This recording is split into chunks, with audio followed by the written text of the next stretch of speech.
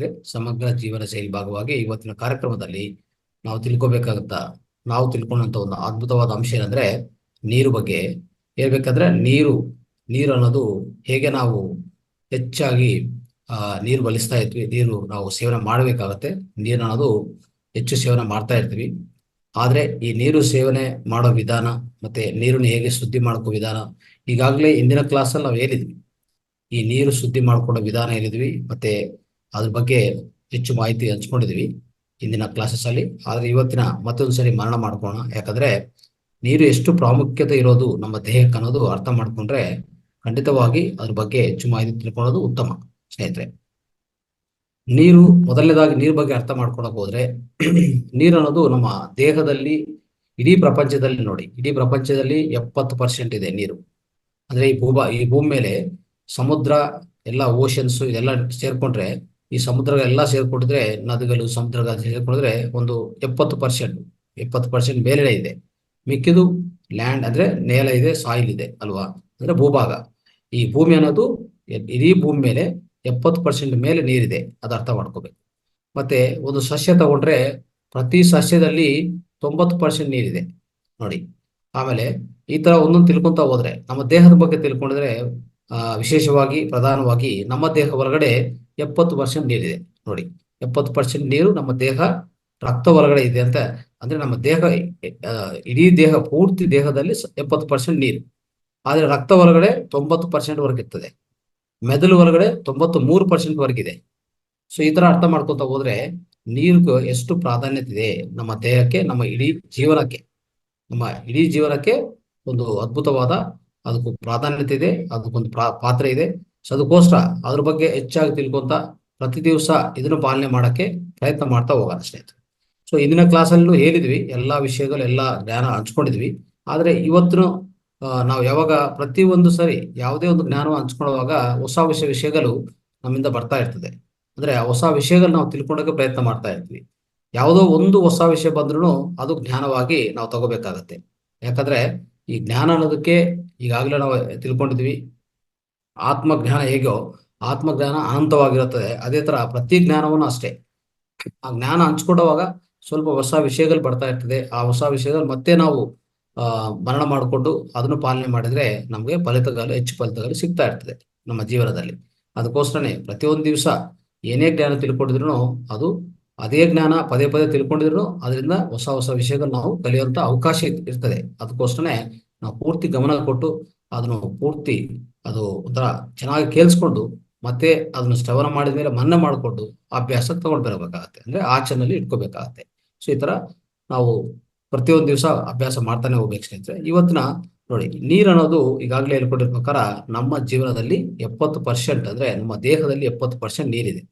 ಈ ನೀರನ್ನು ಹೇಗೆ ಕುಡಿಬೇಕು, ಯಾವ ತರ ಮಾಡ್ಕೋಬೇಕು ಅಂತ ನೋಡಿದ್ರೆ ಸ್ನೇಹಿತರೆ, ಇತ್ತೀಚಿನ ಕಾಲದಲ್ಲಿ ಹೇಳ್ಬೇಕಂದ್ರೆ ಈ ನೀರು ಅನ್ನೋದು ತುಂಬಾ ಸಮಸ್ಯೆ ಆಗಿದೆ. ಸಿಟೀಸ್ ಅಲ್ಲಿ ಎಲ್ಲಾ ಕಡೆನೂ ತುಂಬಾ ಸಮಸ್ಯೆ ಆಗಿದೆ. ಈ ನೀರು ನಾವು ಕುಡಿಯುವಾಗ ಆ ನೀರು ಯಾವ ತರ ನೀರು ಕುಡಿತಾ ಇದ್ವಿ, ಸೊ ಅದು ಕ್ವಾಲಿಟಿ ಏನು, ಅದರಲ್ಲಿರುವಂತ ಸ್ವಚ್ಛತೆ ಏನು ಅಂತ ನಮ್ಗೆ ಗೊತ್ತಾಗ್ತಾ ಇಲ್ಲ. ಹೇಳ್ಬೇಕಂದ್ರೆ ಪ್ರಧಾನವಾಗಿ ಸಿಟೀಸ್ ಅಲ್ಲಿ ಎಲ್ಲಾ ಕಡೆ ಸೊ ಕುಡಿಯುವಂತ ನೀರು ಅದರಲ್ಲಿ ಸ್ವಚ್ಛತೆ ಇದೆಯಾ, ಶಕ್ತಿ ಇದೆಯಾ, ಅಂದ್ರೆ ಶಕ್ತಿ ಇರಬೇಕು, ಸ್ವಚ್ಛತೆ ಇರಬೇಕು, ಮತ್ತೆ ಅದ್ರ ಒಳಗಡೆ ಲವಣಗಳಿರ್ಬೇಕು. ನಮ್ಮ ದೇಹಕ್ಕೆ ನೀರು ಕುಡಿಯುವಂತ ನೆಸೆಸಿಟಿ ಅಂದ್ರೆ ಅವಶ್ಯಕತೆ ಏನು ಅಂತ ಅರ್ಥ ಮಾಡ್ಕೊಂಡ್ರೆ ಪ್ರತಿ ಜೀವಕೋಶಕ್ಕೆ, ನಮ್ಮ ದೇಹದಲ್ಲಿರುವಂತ ಪ್ರತಿ ಜೀವಕೋಶಕ್ಕೂ ನೀರಾಂಶ ಬೇಕಾಗಿದೆ. ಇಂದಿನ ಕ್ಲಾಸಲ್ಲಿ ತುಂಬಾ ಇದ್ರ ಬಗ್ಗೆ ಹೇಳಿದ್ವಿ. ಅಂದ್ರೆ ಪ್ರತಿ ಜೀವಕೋಶಕ್ಕೆ ನೀರಾಂಶ ಇದ್ರೆ ನೀರಿಂದ ಏನು ಆ ಜೀವಕೋಶಕ್ಕೆ ಸೇರತ್ತೆ, ಜೀವಕೋಶಕ್ಕೆ ಸರಬರಾಜು ಆಗತ್ತಂದ್ರೆ ಅಲ್ಲಿ ಪ್ರತಿ ಜೀವಕೋಶಕ್ಕೂ ಬೇಕಾಗಿರುವಂತ ಹೆಚ್ಚಾಗಿ ಲವಣಗಳು ಸ್ನೇಹಿತರೆ. ಈ ಲವಣಗಳು ಪ್ರತಿ ಜೀವಕೋಶಕ್ಕೆ ಸರಬರಾಜು ಆಗಬೇಕು ಅಂತಂದ್ರೆ ನೀರೇ ಪ್ರಧಾನ ಆಗತ್ತೆ, ಒಂದು ಮಾಧ್ಯಮ ಇಲ್ಲ ಮಾರ್ಗ ಆಗತ್ತೆ. ಆದ್ರೆ ಏನಾಗತ್ತೆ, ಇತ್ತೀಚಿನ ಕಾಲದಲ್ಲಿ ನಾವು ಕುಡಿಯುವಂತ ನೀರಲ್ಲಿ ಯಾವ ಲವಣಗಳು ಇಲ್ಲ, ಲವಣಗಳು ಜೀರೋ ಆಗಿದೆ, ಶೂನ್ಯವಾಗಿದೆ. ಯಾಕಂದ್ರೆ ಅದನ್ನು ಹೇಳ್ತಾ ಹೋಗ್ತೀನಿ. ಸೊ ಯಾವ ತರ ಆ ತರ ಆಗಿದೆ. ಮತ್ತೆ ಅದನ್ನು ಮತ್ತೆ ತಿರ್ಗಾ ನಾವು ಪುನರ್ ನಿರ್ಮಾಣ ಮಾಡ್ಕೋಬೇಕು. ಮತ್ತೆ ಲವಣಗಳು ಹೆಚ್ಚಾಗಿ ನಾವು ತಗೋಬೇಕಂದ್ರೆ ಏನೇನ್ ಮಾಡಿದ್ರೆ ನಮ್ಗೆ ಆ ಫಲಿತ ಸಿಗತ್ತೆ ಅಂತ ಅದನ್ನು ಅರ್ಥ ಮಾಡ್ಕೊಂಡು ನೋಡಿ. ಈಗ ನಾವು ಪ್ರಧಾನವಾಗಿ ಸಿಟೀಸ್ ಅಲ್ಲಿ ಅಂದ್ರೆ ನಮ್ಮ ಅರ್ಬನ್ ಪ್ಲೇಸಸ್ ಅಲ್ಲಿ, ಈ ಪಟ್ಟಣ ಪ್ರಾಂತದಲ್ಲಿ ಸಿಟೀಸ್ ಅಲ್ಲಿ ಖಂಡಿತವಾಗಿ ನಿಮ್ಗೆ ಇರುವಂತ ನೀರು ಯಾವುದೇ ಒಂದು ಗ್ರೌಂಡ್ ವಾಟರ್ ಅಂದ್ರೆ ಬೋರ್ವೆಲ್ ವಾಟರ್, ಬೋರ್ವೆಲ್ ಇಂದ ನೀರು ಬರ್ಬೋದು. ಇಲ್ಲ ಅಂದ್ರೆ ಯಾವ್ದೋ ಟ್ಯಾಂಕರ್ಸ್ ತಂದು ಹಾಕ್ತಾ ಇರ್ತಾರೆ. ಇಲ್ಲ ಅಂದ್ರೆ ಪ್ರತಿ ಮನೆಗೆ ಒಂದು ವಾಟರ್ ಟ್ಯಾಂಕ್ ಕೊಡ್ತಾ ಇರ್ತಾರೆ, ವಾಟರ್ ಕ್ಯಾನ್ಸ್ ಕೊಡ್ತಾ ಇರ್ತಾರೆ. ಇವೆಲ್ಲ ನೀರು ಅದ್ರ ಒಳಗಡೆ ಇರುವಂತ ಏನಿದೆ ಏನಿಲ್ಲ ಅಂತ ಅರ್ಥ ಮಾಡ್ಕೊಳಕ್ಕೆ ನೀವು ಪ್ರತಿಯೊಬ್ಬರು ಏನ್ ಮಾಡ್ಬೇಕಂದ್ರೆ ಮನೆಯಲ್ಲಿ ಒಂದು TDS ಮೀಟರ್ ಇಟ್ಕೋಬೇಕು. TDS ಅಂತ ಸಿಗತ್ತೆ, ಟೋಟಲ್ ಡಿಸಾಲ್ವ್ಡ್ ಸಾಲ್ಟ್ಸ್ ಅಂತ. ಈ ಲವಣಗಳು ಲೆಕ್ಕ ಮಾಡಕ್ಕೆ ಬೇಕಾಗಿರುವಂತ ಒಂದು ಮೀಟರ್ ಅದು. ಆ ಮೀಟರ್ TDS ಮೀಟರ್. ಪ್ರತಿಯೊಬ್ಬರು TDS ಮೀಟರ್, ಅದು ಏನು ಹೆಚ್ಚು ಕಾಸ್ಟ್ ಆಗಲ್ಲ. ನೀವು ಅಮೆಜಾನ್ ಇಂದನೋ ಇಲ್ಲಾಂದ್ರೆ ಯಾವ್ದನ್ನ ಶಾಪ್ ಅಲ್ಲಿ ಹೋಗಿ ಅದು ಖರೀದಿ ಮಾಡ್ಬೋದು. ಅದು ಮನೇಲಿ ಇಟ್ಕೊಂಡ್ರೆ ಏನಾಗತ್ತೆ, ನಾವು ಕುಡಿಯೋ ನೀರನ್ನು ಒಂದ್ಸರಿ ಚೆಕ್ ಮಾಡ್ಕೋಬೇಕು. ಅಟ್ಲೀಸ್ಟ್ ವಾರಕ್ಕೆ ಒಂದ್ಸರಿ ಚೆಕ್ ಮಾಡ್ಕೊಂತಂದ್ರೆ ಒಳ್ಳೇದಾಗತ್ತೆ. ಆ ಚೆಕ್ ಮಾಡ್ಕೊಂಡ್ರೆ ಏನು ಅದರಲ್ಲಿ ನಮ್ಗೆ ತಿಳಿಯುವಂತ ವಿಷಯ ಅಂದ್ರೆ, ಆ TDS ಅನ್ನೋದು ಆ ಲೆಕ್ಕ ಅಷ್ಟು ಎಷ್ಟಿದೆ ಸಂಖ್ಯೆ, ಅದು TDS 100 ಇಂದ 150, ಇನ್ನು ಹೆಚ್ಚಾಗದ್ರೆ 200, ಇಷ್ಟುವರೆಗೆ ಇರಬೇಕಾಗತ್ತೆ TDS. ನಾವು ಕುಡಿಯುವಂತ ನೀರಲ್ಲಿ ಅಷ್ಟು ಮಾತ್ರ ಇರಬೇಕಾಗತ್ತೆ. ಅಷ್ಟುವರೆಗೆ ಇದ್ರೆ ಏನಾಗತ್ತೆ, ಖಂಡಿತವಾಗಿ ಆ ನೀರು ನಮ್ಮ ದೇಹಕ್ಕೆ ಬೇಕಾಗಿರುವಂತ ಒಂದು, ನಮಗೆ ದೇಹಕ್ಕೆ ನಮ್ಮ ಜೀವಕೋಶಗಳಿಗೆ ಅವಶ್ಯಕತೆ ಇರುವಂತ ಎಲ್ಲಾ ಲವಣಗಳು ಸರಬರಾಜು ಮಾಡತ್ತಂತ ನೀವು ಅರ್ಥ ಮಾಡ್ಕೋಬೇಕು.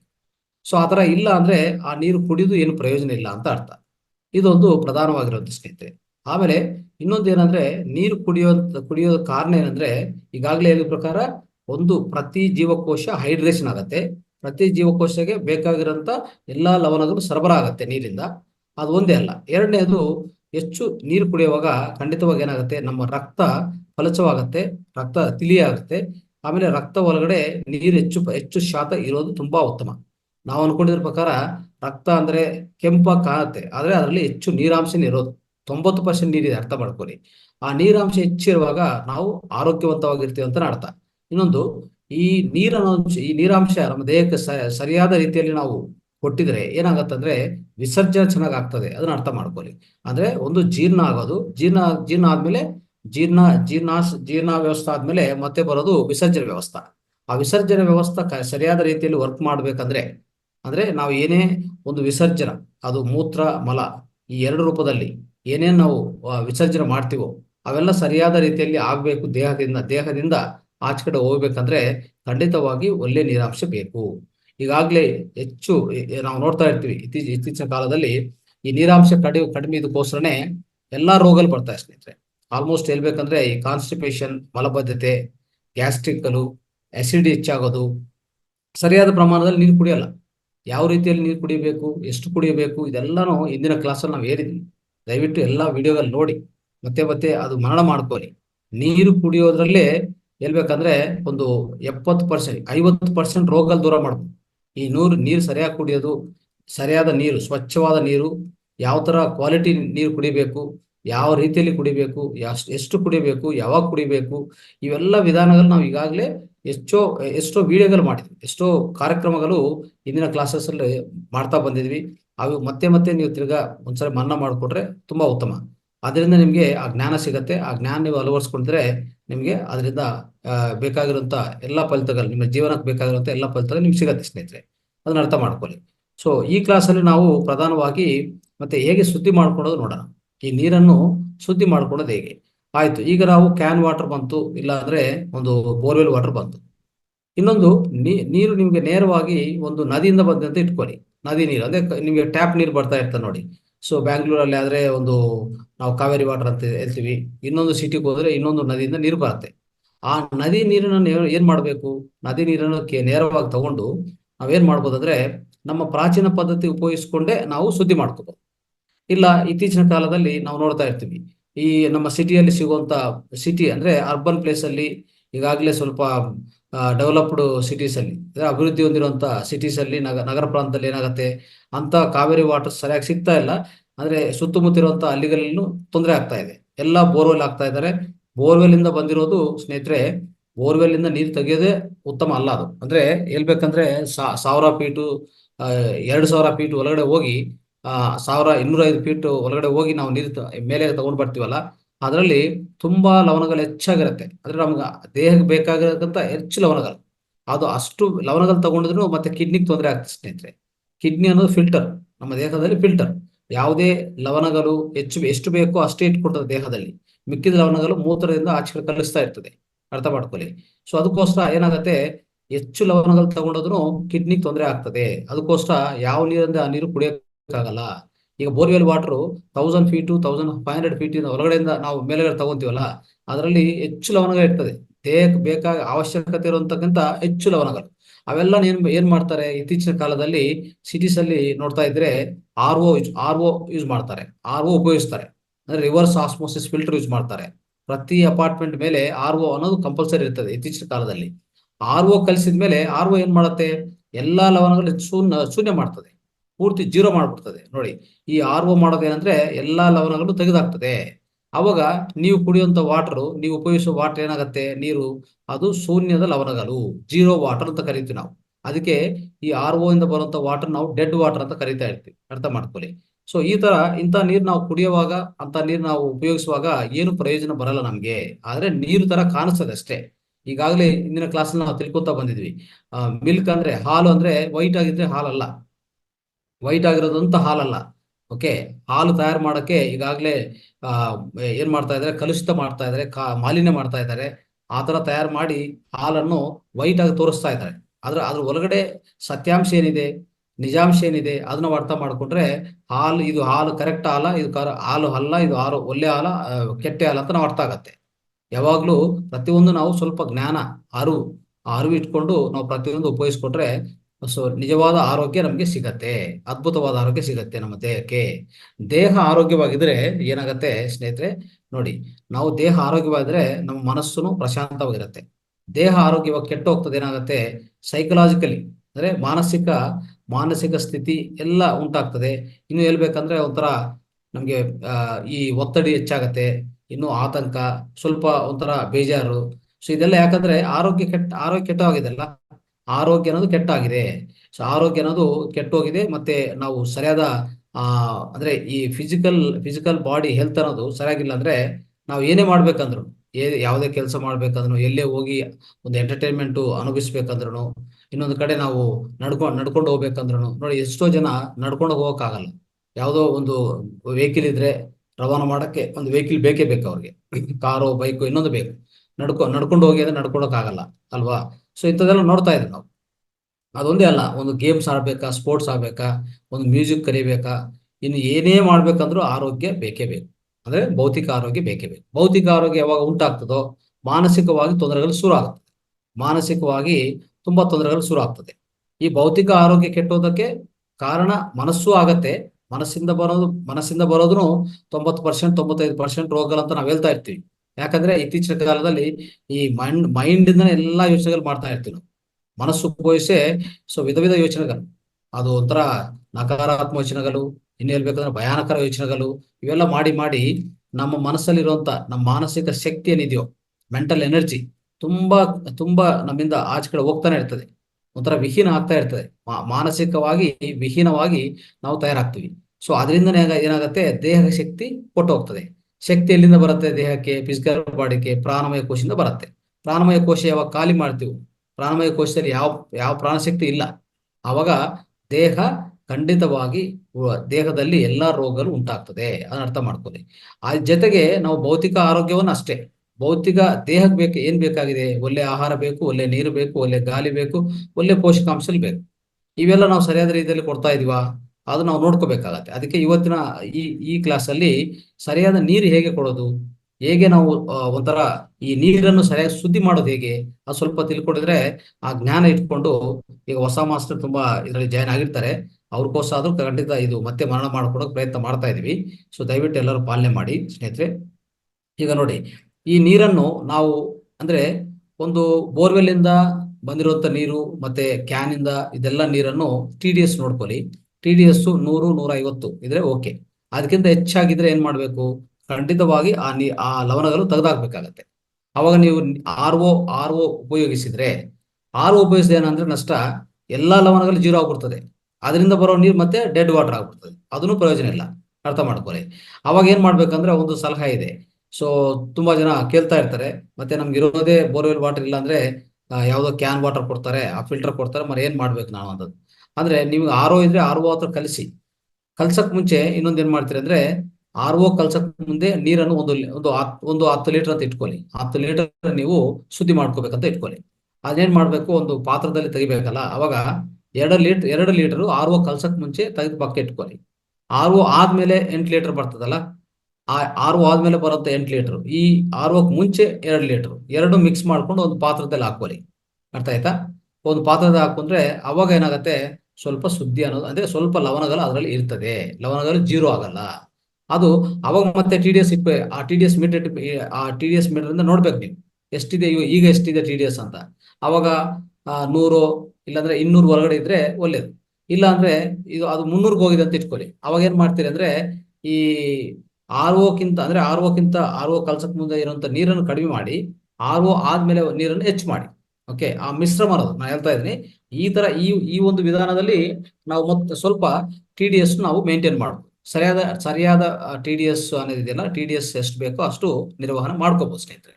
ಇದೊಂದು ವಿಧಾನದಲ್ಲಿ ನಾವು ಮಾಡ್ಕೋಬಹುದು, ಅರ್ಥ ಮಾಡ್ಕೊಳ್ಳಿ. ಆದ್ರೆ ಇದಾದ್ಮೇಲೆ ಅಂದ್ರೆ ಈ ತರ ನಾವು ಮಾಡ್ಕೊಂಡು ಒಂದು ಗುಣವಾದ ಅಂದ್ರೆ ಒಂಥರ ಕ್ವಾಲಿಟಿ ಆದ ಟಿ ಡಿ ಎಸ್ ಇರುವಂತ, ಒಳ್ಳೆ ಟಿ ಡಿ ಎಸ್ ಇರುವಂತ, ಸರಿಯಾದ ಟಿ ಡಿ ಎಸ್ ಇರುವಂತ ನೀರು ತಯಾರು ಮಾಡ್ಕೊಂಡಿದ್ವಿ ಅಂತ ಇಟ್ಕೊಳ್ಳಿ. ಈ ರೀತಿಯಲ್ಲಿ ಸಿಟೀಸ್ ಅಲ್ಲಿ ಎಸ್ಪೆಷಲಿ ಹೇಳ್ಬೇಕಂದ್ರೆ, ಆ ನೀರನ್ನು ತಗೊಂಡು ಏನ್ ಮಾಡ್ಬೇಕಂದ್ರೆ, ಈ ನೀರನ್ನು ತಗೊಂಡೋಗಿ ನಾವು ಕಾಪರಲ್ಲಿ ಅಂದ್ರೆ ಒಂದು ತಾಮ್ರದ ಪಾತ್ರ, ಅಂದ್ರೆ ಹೇಳ್ಬೇಕಂದ್ರೆ ತಾಮ್ರದ ಪಾತ್ರ ಉಪಯೋಗಿಸ್ಬೋದು, ಬಟ್ ತಾಮ್ರದ ಪಾತ್ರ ಪ್ರತಿಯೊಂದು ದಿವಸ ಅಷ್ಟು ದೊಡ್ಡ ಪಾತ್ರ ನಾವು ಸ್ವಚ್ಛಗೊಳಿಸ್ಕೋಬೇಕು ಕಷ್ಟ ಆಗತ್ತೆ. ಯಾಕಂದ್ರೆ ಈ ತಾಮ್ರದ ಇರುವಂತ ವಿಶಿಷ್ಟತೆ ಏನು, ಅದು ಏನ್ ಮಾಡುತ್ತೆ ಅಂತ ನೆಕ್ಸ್ಟ್ ಈಗ ಡಿಸ್ಕಸ್ ಮಾಡ್ಕೊಳ್ಳೋಣ, ಅಂದ್ರೆ ಚರ್ಚೆ ಮಾಡೋಣ. ಏನಾಗತ್ತಂದ್ರೆ, ಈ ನೀರನ್ನು ತಗೊಂಡೋಗಿ ಒಂದು ತಾಮ್ರದ ಪಾತ್ರದ ಹಾಕೋದ್ ಬದಲಾಗಿ ಏನ್ ಮಾಡ್ಬೇಕು, ಒಂದು ಸ್ಟೀಲ್ ಪಾತ್ರ ತಗೊಳ್ಳಿ, ಇಲ್ಲಾಂದ್ರೆ ಒಂದು ಸ್ಟೀಲ್ ಪಾತ್ರ ಇಲ್ಲ ಮಣ್ಣಿನ ಪಾತ್ರ ತಗೊಳ್ಳಿ. ಮಣ್ಣಿನ ಪಾತ್ರ ಇಲ್ಲ ಸ್ಟೀಲ್ ಪಾತ್ರ ಅಂದ್ರೆ ಈಸಿ ಆಗುತ್ತೆ ನಮ್ಗೆ. ಯಾಕಂದ್ರೆ ಅದ್ರ ಒಳಗಡೆ ಏನ್ ಮಾಡ್ತೀವಿ, ಈ ತಾಮ್ರದ ಒಂದು ಸೀಟು ಅಂದ್ರೆ ಒಂದು 3.5 ಇಂಚು 3.5 ಇಂಚು ಮತ್ತೆ 12 ಇಂಚು ಉದ್ದ, ಒಂದು ಅಂದ್ರೆ ಉದ್ದವಾಗಿ ಒಂದು 12.5 ಇಂಚ್ ಇರ್ತದೆ, ಅದು ಅಡ್ಡವಾಗಿ ಒಂದು 3.5 ಇಂಚ್ ಇರುತ್ತೆ. ಅಂದ್ರೆ ಅದೊಂದು ಸೀಟು, ತಾಮ್ರದ ಸೀಟು. ಆ ಸೀಟನ್ನು ಏನ್ ಮಾಡ್ಬೇಕಂದ್ರೆ ಕಟ್ ಮಾಡಿಸ್ಕೊಂಡು, ನೀವು ಆಚೆ ಕಡೆ ಹೋದ್ರೆ ಎಲ್ಲಾನ ಕೇಳಿದ್ರೆ ಈ ವೆಲ್ಡಿಂಗ್ ಶಾಪ್ ಅಲ್ಲಿ ಕೊಡ್ತಾರೆ, ಒಂದು 3.5 ಇಂಚು 3.5 ಇಂಚ್ ಬೈ 12 ಇಂಚ್ ಅಂತ, 12.5 ಇಂಚು ಅಂತ ಸೀಟ್ ತಗೊಳ್ಳಿ.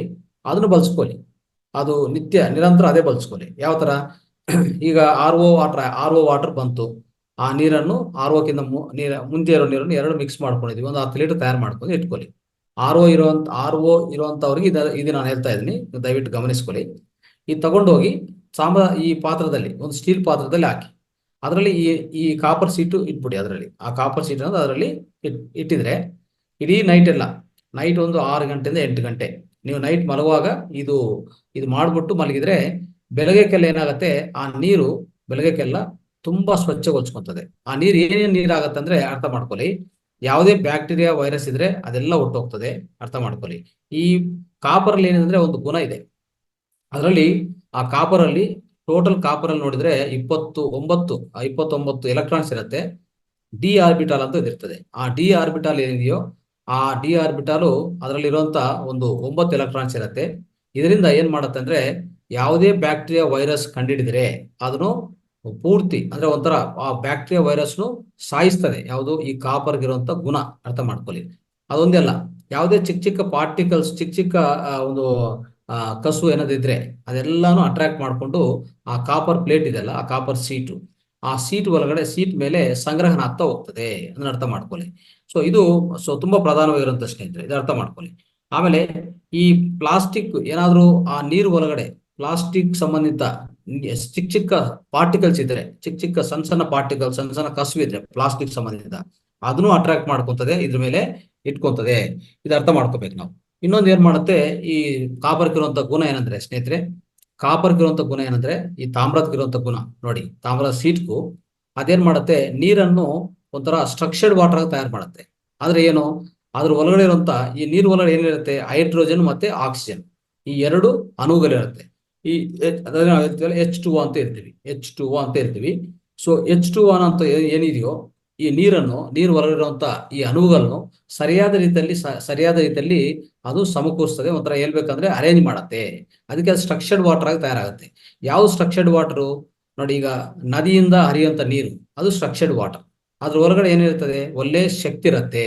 ಅದಕ್ಕೋಸ್ಕರ ಈ ಸ್ಟ್ರಕ್ಚರ್ಡ್ ವಾಟರ್ ಆಗಿ ತಯಾರು ಮಾಡ್ಬೇಕಂದ್ರೆ ಅವಾಗ ಏನ್ ಬೇಕಂದ್ರೆ ಈ ತಾಮ್ರದ ಪಾತ್ರ ಬೇಕಾಗತ್ತೆ. ಅಂದ್ರೆ ನೀರು ಆ ತಾಮ್ರದ ಪಾತ್ರವನ್ನು ಸ್ವಲ್ಪ ಸ್ಪರ್ಶ ಮಾಡಿದ್ರೆ ಸಾಕು. ಆ ತಾಮ್ರದ ಪಾತ್ರ ಏನು ಒಳಗಡೆ ಇಟ್ಟಿದೀವೋ ಅದನ್ನು ಸ್ಪರ್ಶ ಮಾಡ್ತಾ ಇದ್ರೆ ನೀರು, ಅವಾಗ ನೀರ್ ಎಲ್ಲಾನು ಸ್ಟ್ರಕ್ಚರ್ಡ್ ವಾಟರ್ ಆಗಿ ತಯಾರಾಗಿ ಅಂತ ನೀರು ಕುಡಿದ್ರೆ ನಮ್ಮ ದೇಹಕ್ಕೆ ಶಕ್ತಿ ಬರುತ್ತೆ. ಇಲ್ಲ ಅಂದ್ರೆ ನೀವು ಯಾವುದೇ ರೀತಿಯಲ್ಲಿ ಒಂದು ಯಾವುದೋ R O water, U filter ಉಪಯೋಗಿಸಿ ಅದರಿಂದ ಬರುವಂತ ನೀರು ಹಾಗೆ ಕುಡಿದ್ರೂ ಅದರಿಂದ ನಿಮ್ಗೆ ಯಾವುದೇ ಶಕ್ತಿ ಬರಲ್ಲ. ಇದನ್ನ ಅರ್ಥ ಮಾಡ್ಕೋಬೇಕು ನಾವು. ಶಕ್ತಿ ಬರೋದಿಲ್ಲ. ಅದಕ್ಕೋಸ್ಕರ ಆ ನೀರು ಎಷ್ಟೇ ಕುಡಿದ್ರೆ ನಿಮ್ಗೆ ಪ್ರಯೋಜನ ಇಲ್ಲ ಸ್ನೇಹಿತರೆ. ಅದಕ್ಕೆ ಈ ಪ್ರಾಚೀನ ಪದ್ಧತಿ ಈಗ ಹೇಳಿರುವಂತ ಪ್ರಾಚೀನ ಪದ್ಧತಿ ಏನಿದೆಯೋ ದಯವಿಟ್ಟು ಪ್ರತಿಯೊಬ್ಬರು ಪಾಲನೆ ಮಾಡಿ. ಅಂದ್ರೆ ಮನೆಯಲ್ಲಿ ಆರ್ ಒ ವಾಟರ್ ಬರಲಿ, ಇಲ್ಲ ಯು ಫಿಲ್ಟರ್ ಇಂದ ವಾಟರ್ ಬರಲಿ, ಪ್ರತಿಯೊಂದನು ಈ ತಾಮ್ರದ ಸೀಟ್ ಇರುವಂತ ಒಂದು ಸ್ಟೀಲ್ ಪಾತ್ರ ಇಲ್ಲಾಂದ್ರೆ ಮಣ್ಣಿನ ಪಾತ್ರದಲ್ಲಿ ಆ ನೀರನ್ನು ಸಂಗ್ರಹಣ ಮಾಡಿ ಒಂದು 6 ರಿಂದ 8 ಗಂಟೆ ಹಾಗೆ ಬಿಡಬೇಕಾಗತ್ತೆ. ಮತ್ತೆ ಮರನೇ ದಿವಸ ನೀವು ಅದು ಉಪಯೋಗಿಸ್ಕೋಬಹುದು. ಆ ನೀರನ್ನು ಮರನೇ ದಿವಸ ಬೆಳಗ್ಗೆಯಿಂದ ಸಾಯಂಕಾಲವರೆಗೂ ಕುಡಿಯಬಹುದು, ಮತ್ತೆ ಅಡಿಗೆಗೆ ಉಪಯೋಗಿಸ್ಕೋಬಹುದು, ಪ್ರತಿಯೊಂದು ಉಪಯೋಗಿಸ್ಕೊಳ್ಳಿ. ಆಮೇಲೆ ಇನ್ನೊಂದೇನಂದ್ರೆ ಮರನೇ ದಿವಸ ನಾವು ಆ ತಾಮ್ರದ ಸೀಟು ಅದು ತೆಗೆದಾಕ್ಬೇಕಾದ್ರೆ ತೆಗೆದು ಆಚೆ ಕಡೆ ತೆಗೆದುಕೊಂಡು ಅದೇನ್ ಮಾಡ್ಬೇಕು, ನೀಟಾಗಿ ಸ್ವಚ್ಛಗೊಳಿಸ್ಕೋಬೇಕು. ಆ ತಾಮ್ರದ ಸೀಟ್ ಏನಿದೆಯೋ ಅದನ್ನು ಈ ನಿಂಬೆ ಮತ್ತೆ ಸ್ವಲ್ಪ ಉಪ್ಪು ಹಚ್ಕೊಂಡು ಚೆನ್ನಾಗಿ ಉಜ್ಜಬೇಕಾಗತ್ತೆ. ಚೆನ್ನಾಗಿ ಆ ಸೀಟನ್ನು ನೀಟಾಗಿ ಸ್ವಚ್ಛಗೊಳಿಸ್ಕೊಂಡು ಅದು ರೆಡಿಯಾಗಿ ಇಟ್ಕೋಬೇಕು. ಮತ್ತೆ ಮರನೇ ದಿನ ಸಾಯಂಕಾಲ ನೈಟು ಮತ್ತೆ ಒಂದ್ಸರಿ ಈ ಪ್ರಕ್ರಿಯೆ ಕೊನಸಾಗಬೇಕಂದ್ರೆ ಅವಾಗ ನೀವು ಈ ತಾಮ್ರದ ಸೀಟು ಮತ್ತೆ ಅದ್ರೊಳಗೆ ಇರಬೇಕು. ಮತ್ತೆ ಮರನೇ ದಿವಸನೇ ಅದು ಉಪಯೋಗಿಸ್ಕೋಬೇಕಂದ್ರೆ ಈ ತಾಮ್ರದ ಸೀಟು ಏನ್ ಮಾಡಿರ್ಬೇಕು, ಸ್ವಚ್ಛಗೊಳಿಸ್ಕೊಂಡಿರ್ಬೇಕು. ಅದನ್ನ ಅರ್ಥ ಮಾಡ್ಕೊಳ್ಳಿ. ಸ್ವಚ್ಛಗೊಳಿಸಿಲ್ಲ ಅಂದ್ರೆ ಮತ್ತೆ ಅದು ಅಡ್ಡ ಪರಿಣಾಮಗಳಾಗತ್ತೆ. ಯಾಕಂದ್ರೆ ಅದ್ರ ಮೇಲೆ ಎಲ್ಲಾ ಈ ಕಸುವು ಮತ್ತೆ ಈ ವೈರಸ್ಸು ಬ್ಯಾಕ್ಟೀರಿಯಾ ಎಲ್ಲ ಸೇರ್ಕೊಂಡಿರ್ತದೆ, ಸಂಗ್ರಹಣ ಆಗಿರ್ತದೆ. ಅದು ಗುಣ ಯಾವುದಕ್ಕೆ, ತಾಮ್ರದ ಸೀಟ್ಗಿರುವಂತ ಅದು ಅದ್ಭುತವಾದ ಗುಣ. ಅದು ಯಾವುದೇ ಇರ್ಲಿ ಎಲ್ಲ ಸಂಗ್ರಹಣ ಮಾಡಿ ಅದ್ರ ಮೇಲೆ ಇಟ್ಕೊಂತದೆ. ಅರ್ಥ ಮಾಡ್ಕೊಳ್ಳಿ. ಸೊ ಅದಕ್ಕೋಸ್ಕರ ಅದನ್ನ ಪ್ರತಿಯೊಂದು ದಿವಸ ಒಂದು ಸರಿ ಉಪಯೋಗಿಸಿದೆ ಅಂದ್ರೆ ಮರನೇ ದಿವಸ ಉಪಯೋಗಿಸ್ಬೇಕಂದ್ರೆ ಅದಕ್ಕೆ ಮುಂಚೆ ಸ್ವಚ್ಛಗೊಳಿಸ್ಕೊಂಡು ಮತ್ತೆ ಆ ಸೀಟನ್ನು ಉಪಯೋಗಿಸ್ಕೊಳ್ಳಿ. ಅವಾಗ ನಿಮ್ಗೆ ಯಾವುದೇ ತೊಂದರೆಗಳು ಬರಲ್ಲ. ಸೊ ಈ ತರ ಮಾಡ್ಕೊಂತ ಹೋದ ಸ್ನೇಹಿತರೆ, ಸೊ ಖಂಡಿತವಾಗಿ ತುಂಬಾ ಅದ್ಭುತವಾದ ಫಲಿತ ಸಿಗತ್ತೆ ಪ್ರತಿಯೊಬ್ಬರಿಗೆ. ಸ್ವಚ್ಛಗೊಳಿಸ್ಕೊಂಡ ವಿಧಾನ ಇದು ಒಂದೇ, ಅರ್ಥ ಮಾಡ್ಕೊಳ್ಳಿ. ಇನ್ನು ಮಿಕ್ಕಿದು ಏನೇ ಮಾಡಿದ್ರು ಅದರಿಂದ ಹೆಚ್ಚು ಪ್ರಯೋಜನಗಳಿಲ್ಲ. ಅದನ್ನ ಹೇಳ್ತಾ ಇದ್ದೀನಿ. ಇನ್ನೊಂದೇನಂದ್ರೆ ಸ್ನೇಹಿತರೆ, ಇನ್ನೊಂದು ವಿಧಾನ ಏನಂದ್ರೆ, ಈಗ ಒಂದೊಂದ್ಸರಿ ಆರ್ ದಿಂದ ನೀರು ಅಂದ್ರೆ ಏನಾಗತ್ತೆ, ಆರ್ ದಿಂದ ನೀರು ಬಂದಿದೆ, ಅದು ಪೂರ್ತಿ ಜೀರೋ ವಾಟರ್ ಇದೆ ಅಲ್ವಾ. ಇಲ್ಲ ಅಂದ್ರೆ ಆರ್ ದಿಂದ ಬಂದಿರುವಂತ ನೀರು ಜೀರೋ ಇದ್ರೆ ಇನ್ನೊಂದು ನಿಮ್ಗೆ ಈ ಫಿಲ್ಟರ್ ಸಿಗತ್ತೆ. ಸ್ವಲ್ಪ ಫಿಲ್ಟರ್ಸ್ ಏನಂದ್ರೆ ನ್ಯಾಚುರಲ್ ಫಿಲ್ಟರ್ಸ್ ಅಂತ ಹೇಳ್ತೀವಿ. ಆ ನ್ಯಾಚುರಲ್ ಫಿಲ್ಟರ್ ಒಳಗಡೆ ಈ ನೀರು ಹಾಕಿದ್ರು ಮತ್ತೆ ಎಲ್ಲ ಲವಣಗಳು ಸೇರತ್ತೆ ಅದರಲ್ಲಿ. ಅಂದ್ರೆ ನ್ಯಾಚುರಲ್ ಫಿಲ್ಟರ್ಸ್ ಏನ್ ಸಿಗತ್ತಂದ್ರೆ, ಆ ನ್ಯಾಚುರಲ್ ಫಿಲ್ಟರ್ ಒಳಗಡೆ ಒಂದು ಲೇಯರ್ ಸುಣ್ಣ, ಒಂದು ಲೇಯರ್ ಸ್ಯಾಂಡ್, ಒಂದು ಲೇಯರ್ ಮಣ್ಣು, ಒಂದು ಲೇಯರ್ ಇದು ಚಿಕ್ಕ ಚಿಕ್ಕ ಹೇಳ್ತೀವಲ್ಲ ಒಂದು ಪೆಬಲ್ಸ್ ಅಂತ ಹೇಳ್ತೀವಿ. ಅಂದ್ರೆ ಚಿಕ್ಕ ಚಿಕ್ಕ ಸ್ಟೋನ್ಸ್, ಕಲ್ಲುಗಳು. ಸೊ ಇದೆಲ್ಲ ಲೇಯರ್ ಬೈ ಲೇಯರ್ ಕೊಡ್ತಾರೆ ಆ ನ್ಯಾಚುರಲ್ ಫಿಲ್ಟರ್. ಈ ನೀರು ಆರ್ ಒ ವಾಟರ್ ಅದ್ರ ಒಳಗಡೆ ಕಲಿಸಿದ್ರೆ ಮತ್ತೆ ಅದು ಏನಾಗುತ್ತೆ, ಗುಣಮಟ್ಟ ಹೆಚ್ಚಾಗುತ್ತೆ. ಅಂದ್ರೆ ಲವಣಗಳು ಅದರಲ್ಲಿ ಸೇರತ್ತೆ. ಆ ನೀರನ್ನು ಮತ್ತೆ ತಾಮ್ರದ ಪಾತ್ರೆಯಲ್ಲಿ ಹಾಕೊಂಡು ಆತರ ತಾಮ್ರದ ಪಾತ್ರ ನೀರು ಒಳಗಡೆ ಹೋದ್ರೆ ಸಾಕು, ಅದು ಅದರಲ್ಲಿ ಸ್ವಚ್ಛಗೊಳಿಸ್ಕೊಳ್ಳೋದು ಗ್ಯಾರಂಟಿ. ಅಂದ್ರೆ ಅದು ಹೇಳ್ಬೇಕಂದ್ರೆ ಸಹಜ ರೀತಿಯಲ್ಲಿ ಸ್ವಚ್ಛಗೊಳಿಸುವಂತ ವಿಧಾನ ಅರ್ಥ ಮಾಡ್ಕೊಳ್ಳಿ. ಮತ್ತೆ ಸ್ಟ್ರಕ್ಚರ್ಡ್ ವಾಟರ್ ಆಗತ್ತೆ, ಶಕ್ತಿಯುತ ನೀರಾಗತ್ತೆ ಯಾವಾಗ ತಾಮ್ರದ ಪಾತ್ರದಲ್ಲಿ ನಾವು ಸಂಗ್ರಹ ಮಾಡಿ ಇಟ್ಟಿದ್ರೆ. ಅದಕ್ಕೆ ಯಾವುದೇ ರೋಗಗಳಿದ್ರೆ ನಾವ್ ಹೇಳ್ತಾ ಇರ್ತೀವಿ, ತಾಮ್ರದ ಪಾತ್ರ ನೀರು ಕುಡಿಬೇಕು ಅಂತ ಹೇಳ್ತೀವಿ. ಒಂದು ಕಂಡೀಷನ್, ಯಾವುದೇ ರೋಗ ಇರ್ಲಿ, ಅರ್ಥ ಮಾಡ್ಕೊಳ್ಳಿ. ಸೊ ಇದು ಬಹಳ ಇಂಪಾರ್ಟೆಂಟ್ ಸ್ನೇಹಿತರೆ. ಈಗಾಗಲೇ ಎಷ್ಟೋ ಮಾಸ್ಟರ್ಸ್ ಇಲ್ಲಿ ನಿಮ್ಗೆ ಇರುವಂತ ನಮ್ಮ ಸೆಷನ್ ಇರುವಂತ ಎಲ್ಲ ಮಾಸ್ಟರ್ಸ್ ಗೊತ್ತಿ ವಿಷಯ, ಈ ಜ್ಞಾನ ಇದೆ ಆಲ್ರೆಡಿ. ಸೊ ಹೊಸಬರು ಇದ್ರೆ ಗಮನಿಸ್ಕೊಳ್ಳಿ. ಸೊ ಹಲವರು ಆಲ್ರೆಡಿ ಈ ತರ ಮಾಡ್ತಾ ಇರ್ತಾರೆ. ಸೊ ಅದು ಕೊನಸಾಗಿಸಿ ಮತ್ತೆ ಹೊಸಬರು ಯಾರಿದಾರೋ ಇದು ದಯವಿಟ್ಟು ಪಾಲನೆ ಮಾಡೋಕ್ಕೂ ಪ್ರಯತ್ನ ಮಾಡಿ ಸ್ನೇಹಿತರೆ. ಸೊ ಇದು ನಾವು ಇಂಪಾರ್ಟೆಂಟ್ ವಿಷಯ ನಾವು ಅರ್ಥ ಮಾಡ್ಕೋಬೇಕಾಗಿರೋದು. ಆಮೇಲೆ ಇನ್ನೊಂದೇನಂದ್ರೆ, ನೀವು ನೈಟು ಈ ತಾಮ್ರದ ಪಾತ್ರದಲ್ಲಿ ಸಂಗ್ರಹಣ ಮಾಡಿರ್ತೀರಲ್ಲ, ಸಂಗ್ರಹಣ ಮಾಡಿರುವಾಗ ಒಂದು 2 ನುಗ್ಗೆಕಾಯಿಯ ಬೀಜಗಳು ಹಾಕಿ, 2 ಪ್ರತಿಯೊಂದು ದಿವಸ. ಅಂದ್ರೆ ತಾಮ್ರದ ಪಾತ್ರದಲ್ಲಿ ಸಂಗ್ರಹಣ ಮಾಡುವಾಗ 2 ಈ ನುಗ್ಗೆಕಾಯಿ ಬೀಜಗಳು ಖಂಡಿತವಾಗಿ ಹಾಕ್ಬೇಕಾಗತ್ತೆ. ಅದು ಒನೆ ಬೀಜಗಳು ಹಾಕಿ 2. ಸೊ ಈ ತಾಮ್ರದ ಜೊತೆಗೆ ಈ 2 ನುಗ್ಗೆಕಾಯ ಇರುವಂತ ಈ ಬೀಜಗಳು ಏನ್ ಮಾಡುತ್ತಂದ್ರೆ, ಅವನು ಅಷ್ಟೇ, ಈ ನುಗ್ಗೆಕಾಯಿ ಬೀಜಗಳು ಯಾವುದೇ ಕಸುವು ಇರಲಿ ಎಲ್ಲಾ ಕಸುವನ್ನು ಅಟ್ರಾಕ್ಟ್ ಮಾಡ್ಕೊತವೆ ನೋಡಿ. ಮರನೇ ದಿವಸ ನೀವು ಉಪಯೋಗಿಸುವಾಗ ಏನ್ ಮಾಡ್ಬೇಕು, ಆ ನುಗ್ಗೆಕಾಯ ಈ ತಾಮ್ರದ ಸೀಟು 2 ಪಕ್ಕ ಇಡ್ಬೇಕಾಗತ್ತೆ. ಆ ನೀರನ್ನು ನೇರವಾಗಿ ಉಪಯೋಗಿಸ್ಕೋಬಹುದು. ಅಡಿಗೆಗೆ ಯೂಸ್ ಮಾಡ್ಕೊಳ್ಳಿ, ಇಲ್ಲಾಂದ್ರೆ ಅಡಿಗೆಗೆ ಉಪಯೋಗಿಸ್ಕೊಳ್ಳಿ, ಕುಡಿಯೋಕೆ ಉಪಯೋಗಿಸ್ಕೊಳ್ಳಿ, ಎರಡಕ್ಕೂ ಉಪಯೋಗಿಸ್ಕೊಳ್ಳಿ. ಆದ್ರೆ ನುಗ್ಗೆಕಾಯಿ 2 ಬೀಜಗಳು ಮತ್ತೆ ತಾಮ್ರದ ಸೀಟು ಎರಡನ್ನೂ ತೆಗೆದು ಆಚೆ ಕಡೆ ಇಡ್ಬೇಕಾಗತ್ತೆ. ಆಚೆ ಕಡೆ ನುಗ್ಗೆಕಾಯಿ ಬೀಜಗಳು ಬಿಸಾಕ್ಬೇಕು. ತಾಮ್ರದ ಸೀಟನ್ನು ನೀಟಾಗಿ ಸ್ವಚ್ಛಗೊಳಿಸ್ಕೋಬೇಕು. ಇಷ್ಟೇ ಮಾಡ್ಬೇಕಾಗಿರೋದು. ದಯವಿಟ್ಟು ಇದನ್ನು ಅರ್ಥ ಮಾಡ್ಕೊಳ್ಳಿ. ಆಮೇಲೆ ಇನ್ನು ನಿಮ್ಗೆ ಅನುಕೂಲ ಇದ್ರೆ ಇಲ್ಲಿ ಏನಾಗಿದೆ, ನಾವು ಇಷ್ಟುವರೆಗೂ ಮಾತಾಡಿದ್ದು TDS ಬಗ್ಗೆ. ಅಂದ್ರೆ ಲವಣಗಳು ಹೆಚ್ಚಾಗಿರ್ಬೇಕು. ನಮ್ಮ ಕುಡಿಯೋ ನೀರಲ್ಲಿ ಸರಿಯಾದ ಲವಣಗಳು ಇರಬೇಕು. ಹೆಚ್ಚಾಗಿರಬಾರ್ದು, ಕಡಿಮೆ ಆಗಿರಬಾರ್ದು. ಎಷ್ಟಿರ್ಬೇಕು TDS? 100 ರಿಂದ 150. ಸೊ ಮ್ಯಾಕ್ಸಿಮಮ್ ಅಂದ್ರೆ ಹೆಚ್ಚಂದ್ರೆ 200 ಇರ್ಬೇಕು ಅಷ್ಟೇ. ಆದ್ರೂ TDS ಮೀಟರಿಂದ ಯಾವಾಗಲೂ ನೀವು ಈ ಪ್ರಾಸೆಸ್ ಅಲ್ಲಿ ಈ ವಿಧಾನದಲ್ಲಿ ಚೆಕ್ ಮಾಡ್ಕೊಂತ ಅದು ಬಳಸ್ಕೊಳ್ಳಿ. ಆ ಜೊತೆಗೆ pH ಅಂತ ಇದೆ. ನೀರಿಗೆ ಇನ್ನೊಂದು ಗುಣ ಏನಂದ್ರೆ pH. ಈ pH ಅಂದ್ರೆ ಏನು? Potential of hydrogen. ಇದೇನ್ ತೋರಿಸ್ತದೆ ಅಂದ್ರೆ pH ಅನ್ನೋದು ಅರ್ಥ ಮಾಡ್ಕೊಳ್ಳಿ.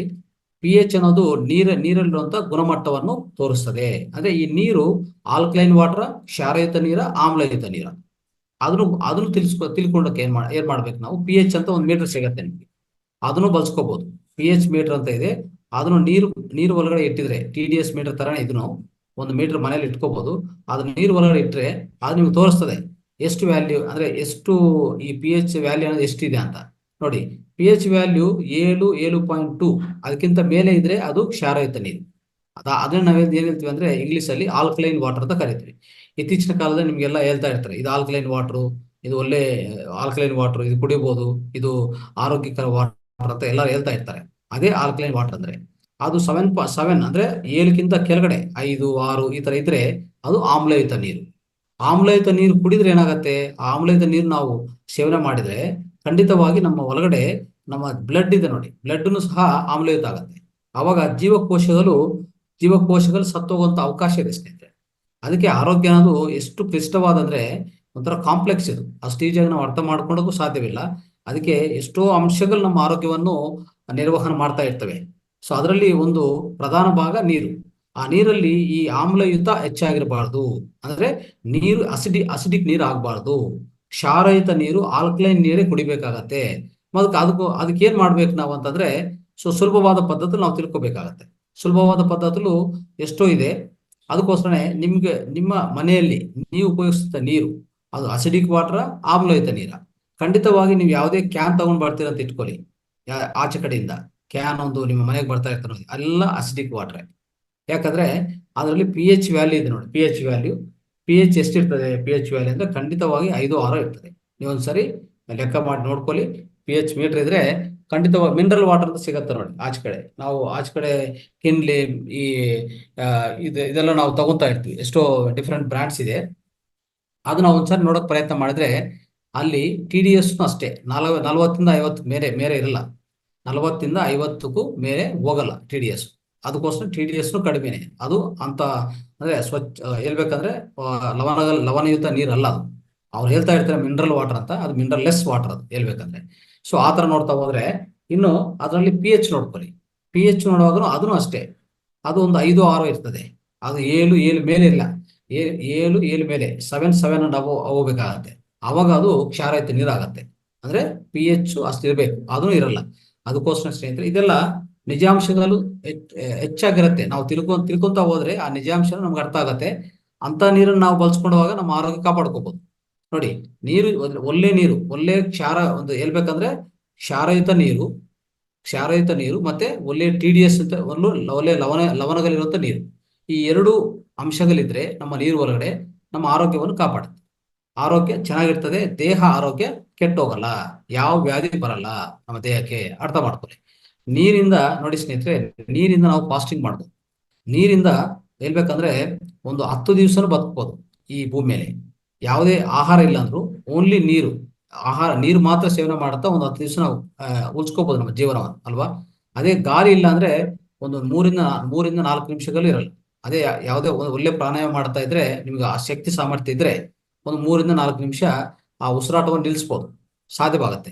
ಅದಕ್ಕಿಂತ ಹೆಚ್ಚಾಗಿ ಹೋಗಕ್ಕಾಗಲ್ಲ. ಯಾವಾಗ ಉಸಿರಾಟ ನಿಂತು ಹೋಗ್ತದೋ ಬ್ರೈನ್ ನಿಂತು ಹೋಗ್ತದೆ. ಬ್ರೈನ್ ಡೆಡ್ ಆಗತ್ತೆ. ಬ್ರೈನ್ ಡೆಡ್ ಆಗಿದ್ರೆ ಮನುಷ್ಯ ಜೀವನ ಹೊಟ್ಟೋಗ್ತದೆ. ಅದಕ್ಕೋಸ್ಕರ ಇಲ್ಲಿ ನೋಡ್ತಾ ಇದ್ರೆ ಎಷ್ಟು ಸೂಕ್ಷ್ಮವಾಗಿ ಹೋಗ್ತಾ ಇದೆಯೋ ಅಷ್ಟು ಶಕ್ತಿ ಇರುತ್ತೆ ಸ್ನೇಹಿತರೆ. ನೋಡಿ, ಘನ ಪದಾರ್ಥ ನೋಡಕ್ಕೆ ಹೆಚ್ಚಾಗಿ ಕಾಣಿಸ್ತದೆ, ಅದರಲ್ಲಿ ಅದಕ್ಕಿಂತ ಪ್ರಾಮುಖ್ಯತೆ ಇರೋದು ನೀರು. ಸ್ವಲ್ಪ ಸೂಕ್ಷ್ಮವಾಗಿದೆ, ಅದು ಅಂದ್ರೆ ದ್ರವ ಪದಾರ್ಥ ಆಗಿದೆ. ಮತ್ತೆ ದ್ರವದಿಂದ ಅನಿಲಕ್ಕೆ ಹೋಗ್ತೀವಿ. ಗ್ಯಾಸ್ ಗ್ಯಾಸ್ ಮುಖಾಂತರ ಅಂದ್ರೆ ಗ್ಯಾಸ್ ರೂಪದಲ್ಲಿ ಇರ್ತದೆ, ಅನಿಲ ಮುಖಾಂತರ. ಅಂದ್ರೆ ಯಾವುದು? ಆಕ್ಸಿಜನ್. ಅದು ನೋಡಿ ಅಷ್ಟು ಸೂಕ್ಷ್ಮ ಇದೆ, ಬಟ್ ಅಷ್ಟು ಪ್ರಾಧಾನ್ಯತೆ ಇರೋದು. ಅದಕ್ಕೋಸ್ಕರನೇ ಪ್ರತಿಯೊಂದು ಅಷ್ಟೇ ಇರೋದು. ಸೂಕ್ಷ್ಮದಲ್ಲಿ ಮೋಕ್ಷ ಇದೆ ಅಂತ ಹೇಳ್ತೀವಿ ನಾವು. ಸೂಕ್ಷ್ಮವಾಗಿ ಕಾನ್ಸೆಪ್ಟ್ ಸೂಕ್ಷ್ಮವಾಗಿರುತ್ತೆ. ಅದರಲ್ಲಿ ಇರುವಂತ ಆ ಬೆಲೆ ಮತ್ತೆ ಅದು ಪ್ರಾಧಾನ್ಯತೆ ಹೆಚ್ಚಾಗಿರುತ್ತೆ. ನಮ್ಮ ಇಡೀ ಜೀವನದಲ್ಲಿ ಇದು ಒಂದು ಒಂಥರ ನಡೀತಾ ಇರುವಂತ ನಿಜಾಂಶ ಸ್ನೇಹಿತರೆ. ಸೊ ಈಗ ನಾವು ಇದರಲ್ಲಿ ತಿಳ್ಕೊಬೇಕಾಗಿರೋದು ಇನ್ನೊಂದೇನಂದ್ರೆ ನೀರು ಸಂಬಂಧಿತ ಸ್ನೇಹಿತರೆ. ಈ ನೀವು ಆಲ್ಕಲೈನ್ ಮಾಡ್ಕೋಬೇಕಂದ್ರೆ, ನಿಮ್ಮ ನೀರನ್ನು ಆಲ್ಕಲೈನ್ ಮಾಡ್ಕೋಬೇಕಂದ್ರೆ ವಿಧ ವಿಧ ವಿಧಾನಗಳು, ಬೇರೆ ಬೇರೆ ವಿಧಾನಗಳು ಇದೆ. ಆದ್ರೆ ಒಂದು ಪ್ರಾಧಾನ್ಯ ವಿಧಾನ ಅಂದ್ರೆ, ನೀವು ಅಗ್ನಿಹೋತ್ರ ಮಾಡಿದ್ರೆ, ಅಗ್ನಿಹೋತ್ರ ಬೂದಿ ಬರುತ್ತೆ, ಅಗ್ನಿಹೋತ್ರ ಆಶ್ ಬೂದಿ ಬರುತ್ತಲ್ಲ, ಒಂದು 20 ಲೀಟರ್ಗೆ ಒಂದು ಚಮಚ ಈ ಅಗ್ನಿಹೋತ್ರ ಬೂದಿ ಅದ್ರ ಒಳಗಡೆ ಹಾಕಿದ್ರೆ ಆ ನೀರು ಕಂಪ್ಲೀಟ್ ಏನಾಗ್ತದೆ ಗೊತ್ತಾ? ನೀರು ಪೂರ್ತಿ ಆಲ್ಕಲೈನ್ ವಾಟರ್ ಆಗುತ್ತೆ. ಅಂದ್ರೆ ಏನಾಗುತ್ತೆ? ಕ್ಷಾರಯುತ ನೀರು ಆಗುತ್ತೆ. ಇಲ್ಲಾಂದ್ರೆ ಏನ್ ಮಾಡ್ಬೇಕು? ನಾವು ಹೊಸ ಹೊಸ ಈ ಮಾರ್ಕೆಟ್ ಅಲ್ಲಿ ಸಿಗುವಂತ ಪರಿಕರಗಳನ್ನ ನಾವು ಪರ್ಚೇಸ್ ಮಾಡ್ಬೇಕು, ಖರೀದಿ ಮಾಡ್ಬೇಕಾಗತ್ತೆ. ಸೊ ಇತ್ತೀಚಿನ ಕಾಲದಲ್ಲಿ ಹೇಳ್ತಾ ಇರ್ತಾರೆ ಆಲ್ಕಲೈನ್ ಫಿಲ್ಟರ್, ಆಲ್ಕಲೈನ್ ಮಾಡ್ಕೋಬೇಕಂದ್ರೆ ಇದೆಲ್ಲ ಮಾಡಿ ಅಂತ. ಅದ್ರ ಬದಲಾಗಿ ಮನೆಯಲ್ಲಿ ನೀವು ಮಾಡ್ಕೋಬೇಕಾಗಿರೋಂಥದ್ದು, ಆ ಒಂದು ಅಗ್ನಿಹೋತ್ರ ಮಾಡಿ ಬೂದಿ ಸಿಗತ್ತಾ, ಆ ಬೂದಿ ಇದ್ರಲ್ಲಿ ಹಾಕಿ ಬೇಕಂದ್ರೆ ನೀವು ಚೆಕ್ ಮಾಡ್ಕೊಳ್ಳಿ. ಒಂದು ನೀರು ಈ ಬೂದಿ ಹಾಕಕ್ ಮುಂಚೆ ಎಷ್ಟು ಪಿ ಎಚ್ ಇದೆ, ಬೂದಿ ಹಾಕಿದ ಮೇಲೆ ಎಷ್ಟು ಪಿ ಎಚ್ ಇದೆ, ಈ ಎರಡು ಚೆಕ್ ಮಾಡ್ಕೊಂಡು ನಿಮ್ಗೆ ಅರ್ಥ ಆಗತ್ತೆ. ಖಂಡಿತವಾಗಿ ಇದು ಕ್ಷಾರಯುತ ನೀರಾಗತ್ತೆ. ಅದು ಅದ್ಭುತವಾದ ನೀರು ನಾವು ಕುಡಿಬೇಕಾಗಿರೋದು. ಅದೊಂದೇ ಅಲ್ಲ, ನೀರು ಒಂದು ಗ್ಲಾಸು ಇಲ್ಲಾಂದ್ರೆ ಒಂದು ಜಗ್ಗಲ್ಲಿ ತಗೋರಿ, ಅದ್ರ ಒಳಗಡೆ ಈ ಸೌತೆಕಾಯನ್ನು 4-5 ಪೀಸು ಕಟ್ ಮಾಡಿ ಅದ್ರೊಳಗೆ ಹಾಕಿ 1 ಗಂಟೆ 2 ಗಂಟೆ ಕಾಲ ಇಟ್ರೆ ಖಂಡಿತವಾಗಿ ಏನಾಗುತ್ತೆ? ಅದು ಕ್ಷಾರಯುತ ನೀರಾಗುತ್ತೆ, ಅಂದ್ರೆ ಆಲ್ಕಲೈನ್ ವಾಟರ್ ಆಗುತ್ತೆ. ಅದೊಂದೇ ಅಲ್ಲ, ಈ ನೀರನ್ನು ಶಕ್ತಿವಂತ ಮಾಡ್ಕೊಂಡೋದು ಮತ್ತೆ ಕ್ಷಾರಯುತ ನೀರು ಮಾಡಕ್ಕೆ ಒಂದು ಪಿರಮಿಡ್ ತಗೊಳ್ಳಿ. ಅಂದ್ರೆ ಚಿಕ್ಕದಾದ ಪಿರಮಿಡ್ ಸಿಗತ್ತೆ ನಿಮ್ಗೆ. ಚಿಕ್ಕ ಚಿಕ್ಕ ಪಿರಮಿಡ್ಗಳು ಈಗಾಗಲೇ ನಿಮ್ಗೆ ತೋರಿಸ್ತಾ ಇದ್ವಿ, ಮುಂಚೆ ತೋರಿಸಿದ್ವಿ. ಅಂತ ಪಿರಮಿಡ್ಗಳು ಏನ್ ಮಾಡ್ಬೇಕು? ಒಂದು ಬಾಟಲ್ ವಾಟರ್ ತಗೊಳ್ಳಿ. ಅದ್ರ ಮೇಲೆ ಆ ಪಿರಮಿಡ್ ಒಂದು 2 ಗಂಟೆ ಇಟ್ರೆ, 2 ಇಂದ 3 ಗಂಟೆ ಹಾಗೆ ಇಟ್ರೆ ಏನಾಗುತ್ತೆ? ಖಂಡಿತವಾಗಿ ಆ ನೀರನ್ನು ಶಕ್ತಿಯುತ ಮಾಡುತ್ತೆ ಮತ್ತೆ ಕ್ಷಾರಯುತ ಮಾಡುತ್ತೆ. ನೋಡಿ, ಇಷ್ಟೆಲ್ಲ ಅದ್ಭುತವಾದ ಅದ್ಭುತವಾದ ಪರಿಹಾರಗಳು ನಮ್ಗಿದೆ. ಇದು ನಾವು ಬಳಸ್ಕೊಂತ ಹೋದ್ರೆ ಸಾಕು ಸ್ನೇಹಿತರೆ. ಖಂಡಿತವಾಗಿ ಸ್ವಚ್ಛೇತ ನೀರು ನೀವು ಕುಡಿಯೋಕೆ ಅವಕಾಶ ಇದೆ ಅಂತ ಹೇಳ್ತಾ ಇದ್ವಿ. ಆಮೇಲೆ ಇನ್ನೊಂದೇನಂದ್ರೆ, ನಿಮ್ಗೆ ನೇರವಾಗಿ ನದಿ ನೀರು ಸಿಕ್ಕಿದ್ರೆ ಏನು? ನದಿ ನೀರು ಸಿಕ್ಕಿದ್ರು ಅಷ್ಟೇ. ನದಿ ನೀರನ್ನು ನೀವು ಸ್ವಚ್ಛಗೊಳಿಸೋದು ಬೇಕಾಗಿಲ್ಲ ಮೋಸ್ಟ್ಲಿ. ಅಂದ್ರೆ ನದಿ ನೀರಲ್ಲಿ TDS ಅಂದ್ರೆ ಲವಣಗಳು, ಮತ್ತೆ ಅದ್ರ ಜೊತೆಗೆ pH ಅಂದ್ರೆ ಈ ಪೊಟೆನ್ಷಿಯಂ ಹೈಡ್ರೋಜನ್ ಇದು ಚೆನ್ನಾಗಿರ್ತದೆ. ಅವಾಗ ಆ ನದಿ ನೀರನ್ನು ನೇರವಾಗಿ ಏನ್ ಮಾಡ್ಬೇಕು ನೀವು? ಅಂತ ನದಿ ನೀರು ಸಿಗುವಂತ ಪ್ಲೇಸಸ್ ಅಲ್ಲಿ, ಆ ಸ್ಥಳದಲ್ಲಿ ಏನ್ ಮಾಡ್ಬೇಕು? ನೇರವಾಗಿ ಇದನ್ನು ತಾಮ್ರದ ಅದೇ ಈ ಸ್ಟೀಲ್ ಪಾತ್ರದಲ್ಲಿ ತಾಮ್ರದ ಸೀಟ್ ಇಟ್ಬಿಟ್ಟು ಅಲ್ಲಿ ಸ್ವಚ್ಛಗೊಳಿಸ್ಕೊಳ್ಳಿ. ಆ ಮುಖಾಂತರ ಹೋದ್ರೆ ನಿಮ್ಗೆ ಸಾಕಾಗತ್ತೆ. ನೀರು ಸ್ವಚ್ಛಗೊಳಿಸ್ಕೊಂಡು ಒಳ್ಳೆ ನೀರು, ಶಕ್ತಿಯುತ ಸ್ವಚ್ಛಯುತ ನೀರನ್ನು ಕುಡಿಯೋಕೆ ಅವಕಾಶ ಇದೆ ಸ್ನೇಹಿತರೆ. ಸೊ ಇದು ಎಷ್ಟು ಪ್ಲೇಸ್ ಅಲ್ಲಿ ಸಿಗತ್ತೆ ನೇರವಾಗಿ ನದಿ ನೀರು? ಅಂದ್ರೆ ತುಂಬಾ ಕಡಿಮೆ ಪ್ಲೇಸ್ ಅಲ್ಲಿ, ನಮ್ಮ ಭಾರತ ದೇಶದಲ್ಲಿ ಆದ್ರೂ ತುಂಬಾ ಕಡಿಮೆ ಪ್ಲೇಸ್ ಅಲ್ಲಿ ಸಿಗ್ತಾ ಇದೆ. ಅದಕ್ಕೋಸ್ಕರ ಇಂದಿನ ಹೇಳಿರುವಂತ ಇನ್ನೊಂದು ಅಂದ್ರೆ ಏನೇನು ಟೆಕ್ನಿಕ್ಸ್ ಹೇಳ್ತಾ ಬಂದಿದ್ವು ಅದು ಆ ಥರನೇ ಬಳಸ್ಕೊಂಡು ಹೋಗಿ. RO ವಾಟರ್ ಸಿಕ್ಕಿದ್ರೆ ಏನ್ ಮಾಡ್ಬೇಕು ಹೇಳಿದ್ವಿ, ಅಂದ್ರೆ ನೇರವಾಗಿ ನದಿ ನೀರು ಸಿಕ್ಕಿದ್ರೆ ಏನ್ ಮಾಡ್ಬೇಕಂತ ಹೇಳಿದ್ವಿ, ಕ್ಯಾನ್ ನೀರು ಸಿಕ್ಕಿದ್ರೆ ಏನ್ ಮಾಡ್ಬೇಕು, ಇದೆಲ್ಲ ಹೇಳ್ತಾ ಬಂದಿದ್ವಿ. ದಯವಿಟ್ಟು ಇದೆಲ್ಲ ಗಮನಿಸಿಕೊಂಡು ಇದನ್ನು ಉಪಯೋಗಿಸ್ಕೊಂತ ಹೋಗಿ. ಆಮೇಲೆ ಹೆಚ್ಚು ಜನ ಏನ್ ಮಾಡ್ತಾರೆ ಅಂದ್ರೆ, ನೀರನ್ನು ಬಯಸಿ ಮತ್ತೆ ತನ್ನದಾಗಿ ಮಾಡಿ, ಅಂದ್ರೆ ಬಯಸಿ ಮತ್ತೆ ಏನ್ ಮಾಡ್ತಾರೆ, ಸ್ವಲ್ಪ ತನ್ನದಾಗಿ ಮಾಡ್ತಾರೆ, ಮತ್ತೆ ಅದನ್ನು ಸಂಗ್ರಹ ಮಾಡ್ಕೊಂತ ಇರ್ತಾರೆ. ಅದು ತಪ್ಪು ಅಂಶ ಸ್ನೇಹಿತರೆ, ಅದು ಮಾಡಬಾರ್ದು. ಯಾವಾಗ್ಲೂ ನೋಡಿ, ನೀರನ್ನು ಬಯಸುವಾಗ ಏನಾಗುತ್ತೆ? ಒಳಗಡೆ ಇರುವಂತ ಎಲ್ಲ ಲವಣಗಳು ಜೀರೋ ಆಗ್ತದೆ, ಎಲ್ಲ ಲವಣಗಳು ಶೂನ್ಯವಾಗ್ತದೆ. ಮತ್ತೆ ಆ ನೀರಿಂದ ನಿಮ್ಗೆ ಏನು ಉಪಯೋಗ? ಆದ್ರೆ ಈ ಬಯಸಿದ ನೀರು ಪ್ರಧಾನವಾಗಿ ಯಾವಾಗ ನೆಗಡಿ ಆಗ್ತದೋ, ಶೀತ ಹೆಚ್ಚಾಗಿದೋ, ಸುತ್ತು ವಾತಾವರಣ ತಂಪಾಗಿದೆಯೋ ಅವಾಗ ಸ್ವಲ್ಪ ಸಹಾಯ ಆಗುತ್ತೆ ಅಷ್ಟೇ. ಅವಾಗ ಅಂದ್ರೆ ಸ್ವಲ್ಪ ಅದನ್ನು ಅಷ್ಟೇ. ಹೆಚ್ಚು ಬಯಸುವ ನೀರು ಬೇಡ. ಹೆಚ್ಚು ಬಯಸುವ ನೀರು ನಿಮ್ಮ ಜೀರ್ಣಾಶಯಕ್ಕೆ ತೊಂದರೆ ಮಾಡ್ತದೆ, ಅರ್ಥ ಮಾಡ್ಕೊಳ್ಳಿ. ಅದೇನ್ ಮಾಡ್ಬೇಕಂದ್ರೆ, ಉಗುರುಬೆಚ್ಚ ನೀರನ್ನು ಈ ಶೀತ, ಕೆಮ್ಮು ಮತ್ತೆ ತಂಪು ವಾತಾವರಣದಲ್ಲಿ ಸ್ವಲ್ಪ ಉಪಯೋಗಿಸ್ಕೋಬಹುದು, ಅದನ್ನ ಅರ್ಥ ಮಾಡ್ಕೊಳ್ಳಿ. ಆದ್ರೆ ಪ್ರತಿ ಸರಿ ಅದೇ ಮಾಡಕ್ ಹೋಗ್ಬಿಡಿ, ಅದರಿಂದ ನಿಮ್ಗೆ ಏನು ಪ್ರಯೋಜನಗಳಿಲ್ಲ, ಅರ್ಥ ಮಾಡ್ಕೊಳ್ಳಿ. ಸೊ ಅದಕ್ಕೋಸ್ಕರನೇ ಈ ಪ್ರತಿಯೊಬ್ಬ ತುಂಬಾ ಜನ ಏನ್ ಮಾಡ್ತಾರೆ, ಸೊ ಸುರಕ್ಷಿತವಾದ ನೀರು ಕುಡಿಬೇಕು, ಒಂದು ರಕ್ಷಿತವಾದ ನೀರು ಕುಡಿಬೇಕಂತ ಹೇಳ್ಬಿಟ್ಟು ಬಯಸಿದ ನೀರೇ ಕುಡಿತಾ ಇರ್ತಾರೆ. ಅದು ತಪ್ಪು ಅಂಶ. ಅದು ಮಾಡಿದ್ರೆ ನಿಮಗೆ ಯಾವ ಲವಣಗಳು ನಿಮ್ಮ ದೇಹಕ್ಕೆ ಸಿಗಲ್ಲ, ಅವಾಗ ದೇಹ ಬಿಗಿನ ಆಗತ್ತೆ. ದೇಹದಲ್ಲಿ ನಿರೋಧಕ ಶಕ್ತಿ ಕಡಿಮೆ ಆಗ್ತದೆ. ಅವಾಗ ಎಲ್ಲಾ ರೋಗ ನಿಮ್ಗೆ ದೇಹಕ್ಕೆ ಬರ್ತಾ ಇರ್ತದೆ. ಇದನ್ನು ದಯವಿಟ್ಟು ಗಮನಿಸಿ, ಇದು ಮಾಡಕ್ ಹೋಗ್ಬೇಡಿ. ಓಕೆ. ಸೊ ಯಾವಾಗನ್ನ ಈ ಶೀತ ಕೆಮ್ಮು ಬಂದ್ರೆ ಮಾತ್ರ ಉಪಯೋಗಿಸಿ, ಇಲ್ಲಾಂದ್ರೆ ಮಿಕ್ಕಿದ ಸಮಯದಲ್ಲಿ ಈ ಬಯಸಿದ ನೀರು ಆ ಜೊತೆಗೆ ಹೋಗ್ಬಾರ್ದು. ಮುಂದೆ ಇರೋದೆಂದೇ ತಾಮ್ರದ ತಾಮ್ರದ ಪಾತ್ರದಲ್ಲಿ ಸಂಗ್ರಹಿಸಿದ ನೀರು, ಇಲ್ಲ ತಾಮ್ರದ ಸೀಟು ಅದರಲ್ಲಿ ಹಾಕಿ ಆ ನೀರನ್ನು ಶಕ್ತಿಯುತ ಮಾಡಿ ಸ್ವಚ್ಛಯುತ ಮಾಡಿಕೊಂಡು ಆ ನೀರನ್ನು ಮಾತ್ರ ಹೆಚ್ಚಾಗಿ ಬಳಸ್ತಾ ಇರ್ಬೇಕಾಗತ್ತೆ.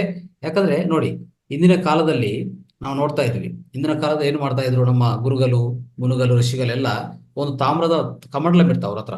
ಆ ಕಮಂಡಲದಲ್ಲಿ ನೀರು ಇಟ್ಕೊಂಡು ಎಲ್ಲ ಇಡೀ ನೈಟ್ ಅವರು ಆ ನೀರು ಅದ್ರ ಒಳಗಡೆ ಇಟ್ಬಿಟ್ಟು ಬೆಳಗ್ಗೆ ಅವರು ಸೇವನೆ ಮಾಡ್ತಾರೆ ಆ ನೀರನ್ನು. ಯಾಕಂದ್ರೆ ಅದರಲ್ಲಿ ಅಷ್ಟು ವಿಶಿಷ್ಟತೆ ಇದೆ. ನಾವು ಇದು ಅರ್ಥ ಮಾಡ್ಕೋಬೇಕು. ಪ್ರತಿ ಮನೆಯಲ್ಲಿ ಈ ಪದ್ಧತಿಯನ್ನು ಪಾಲನೆ ಮಾಡ್ಬೇಕು.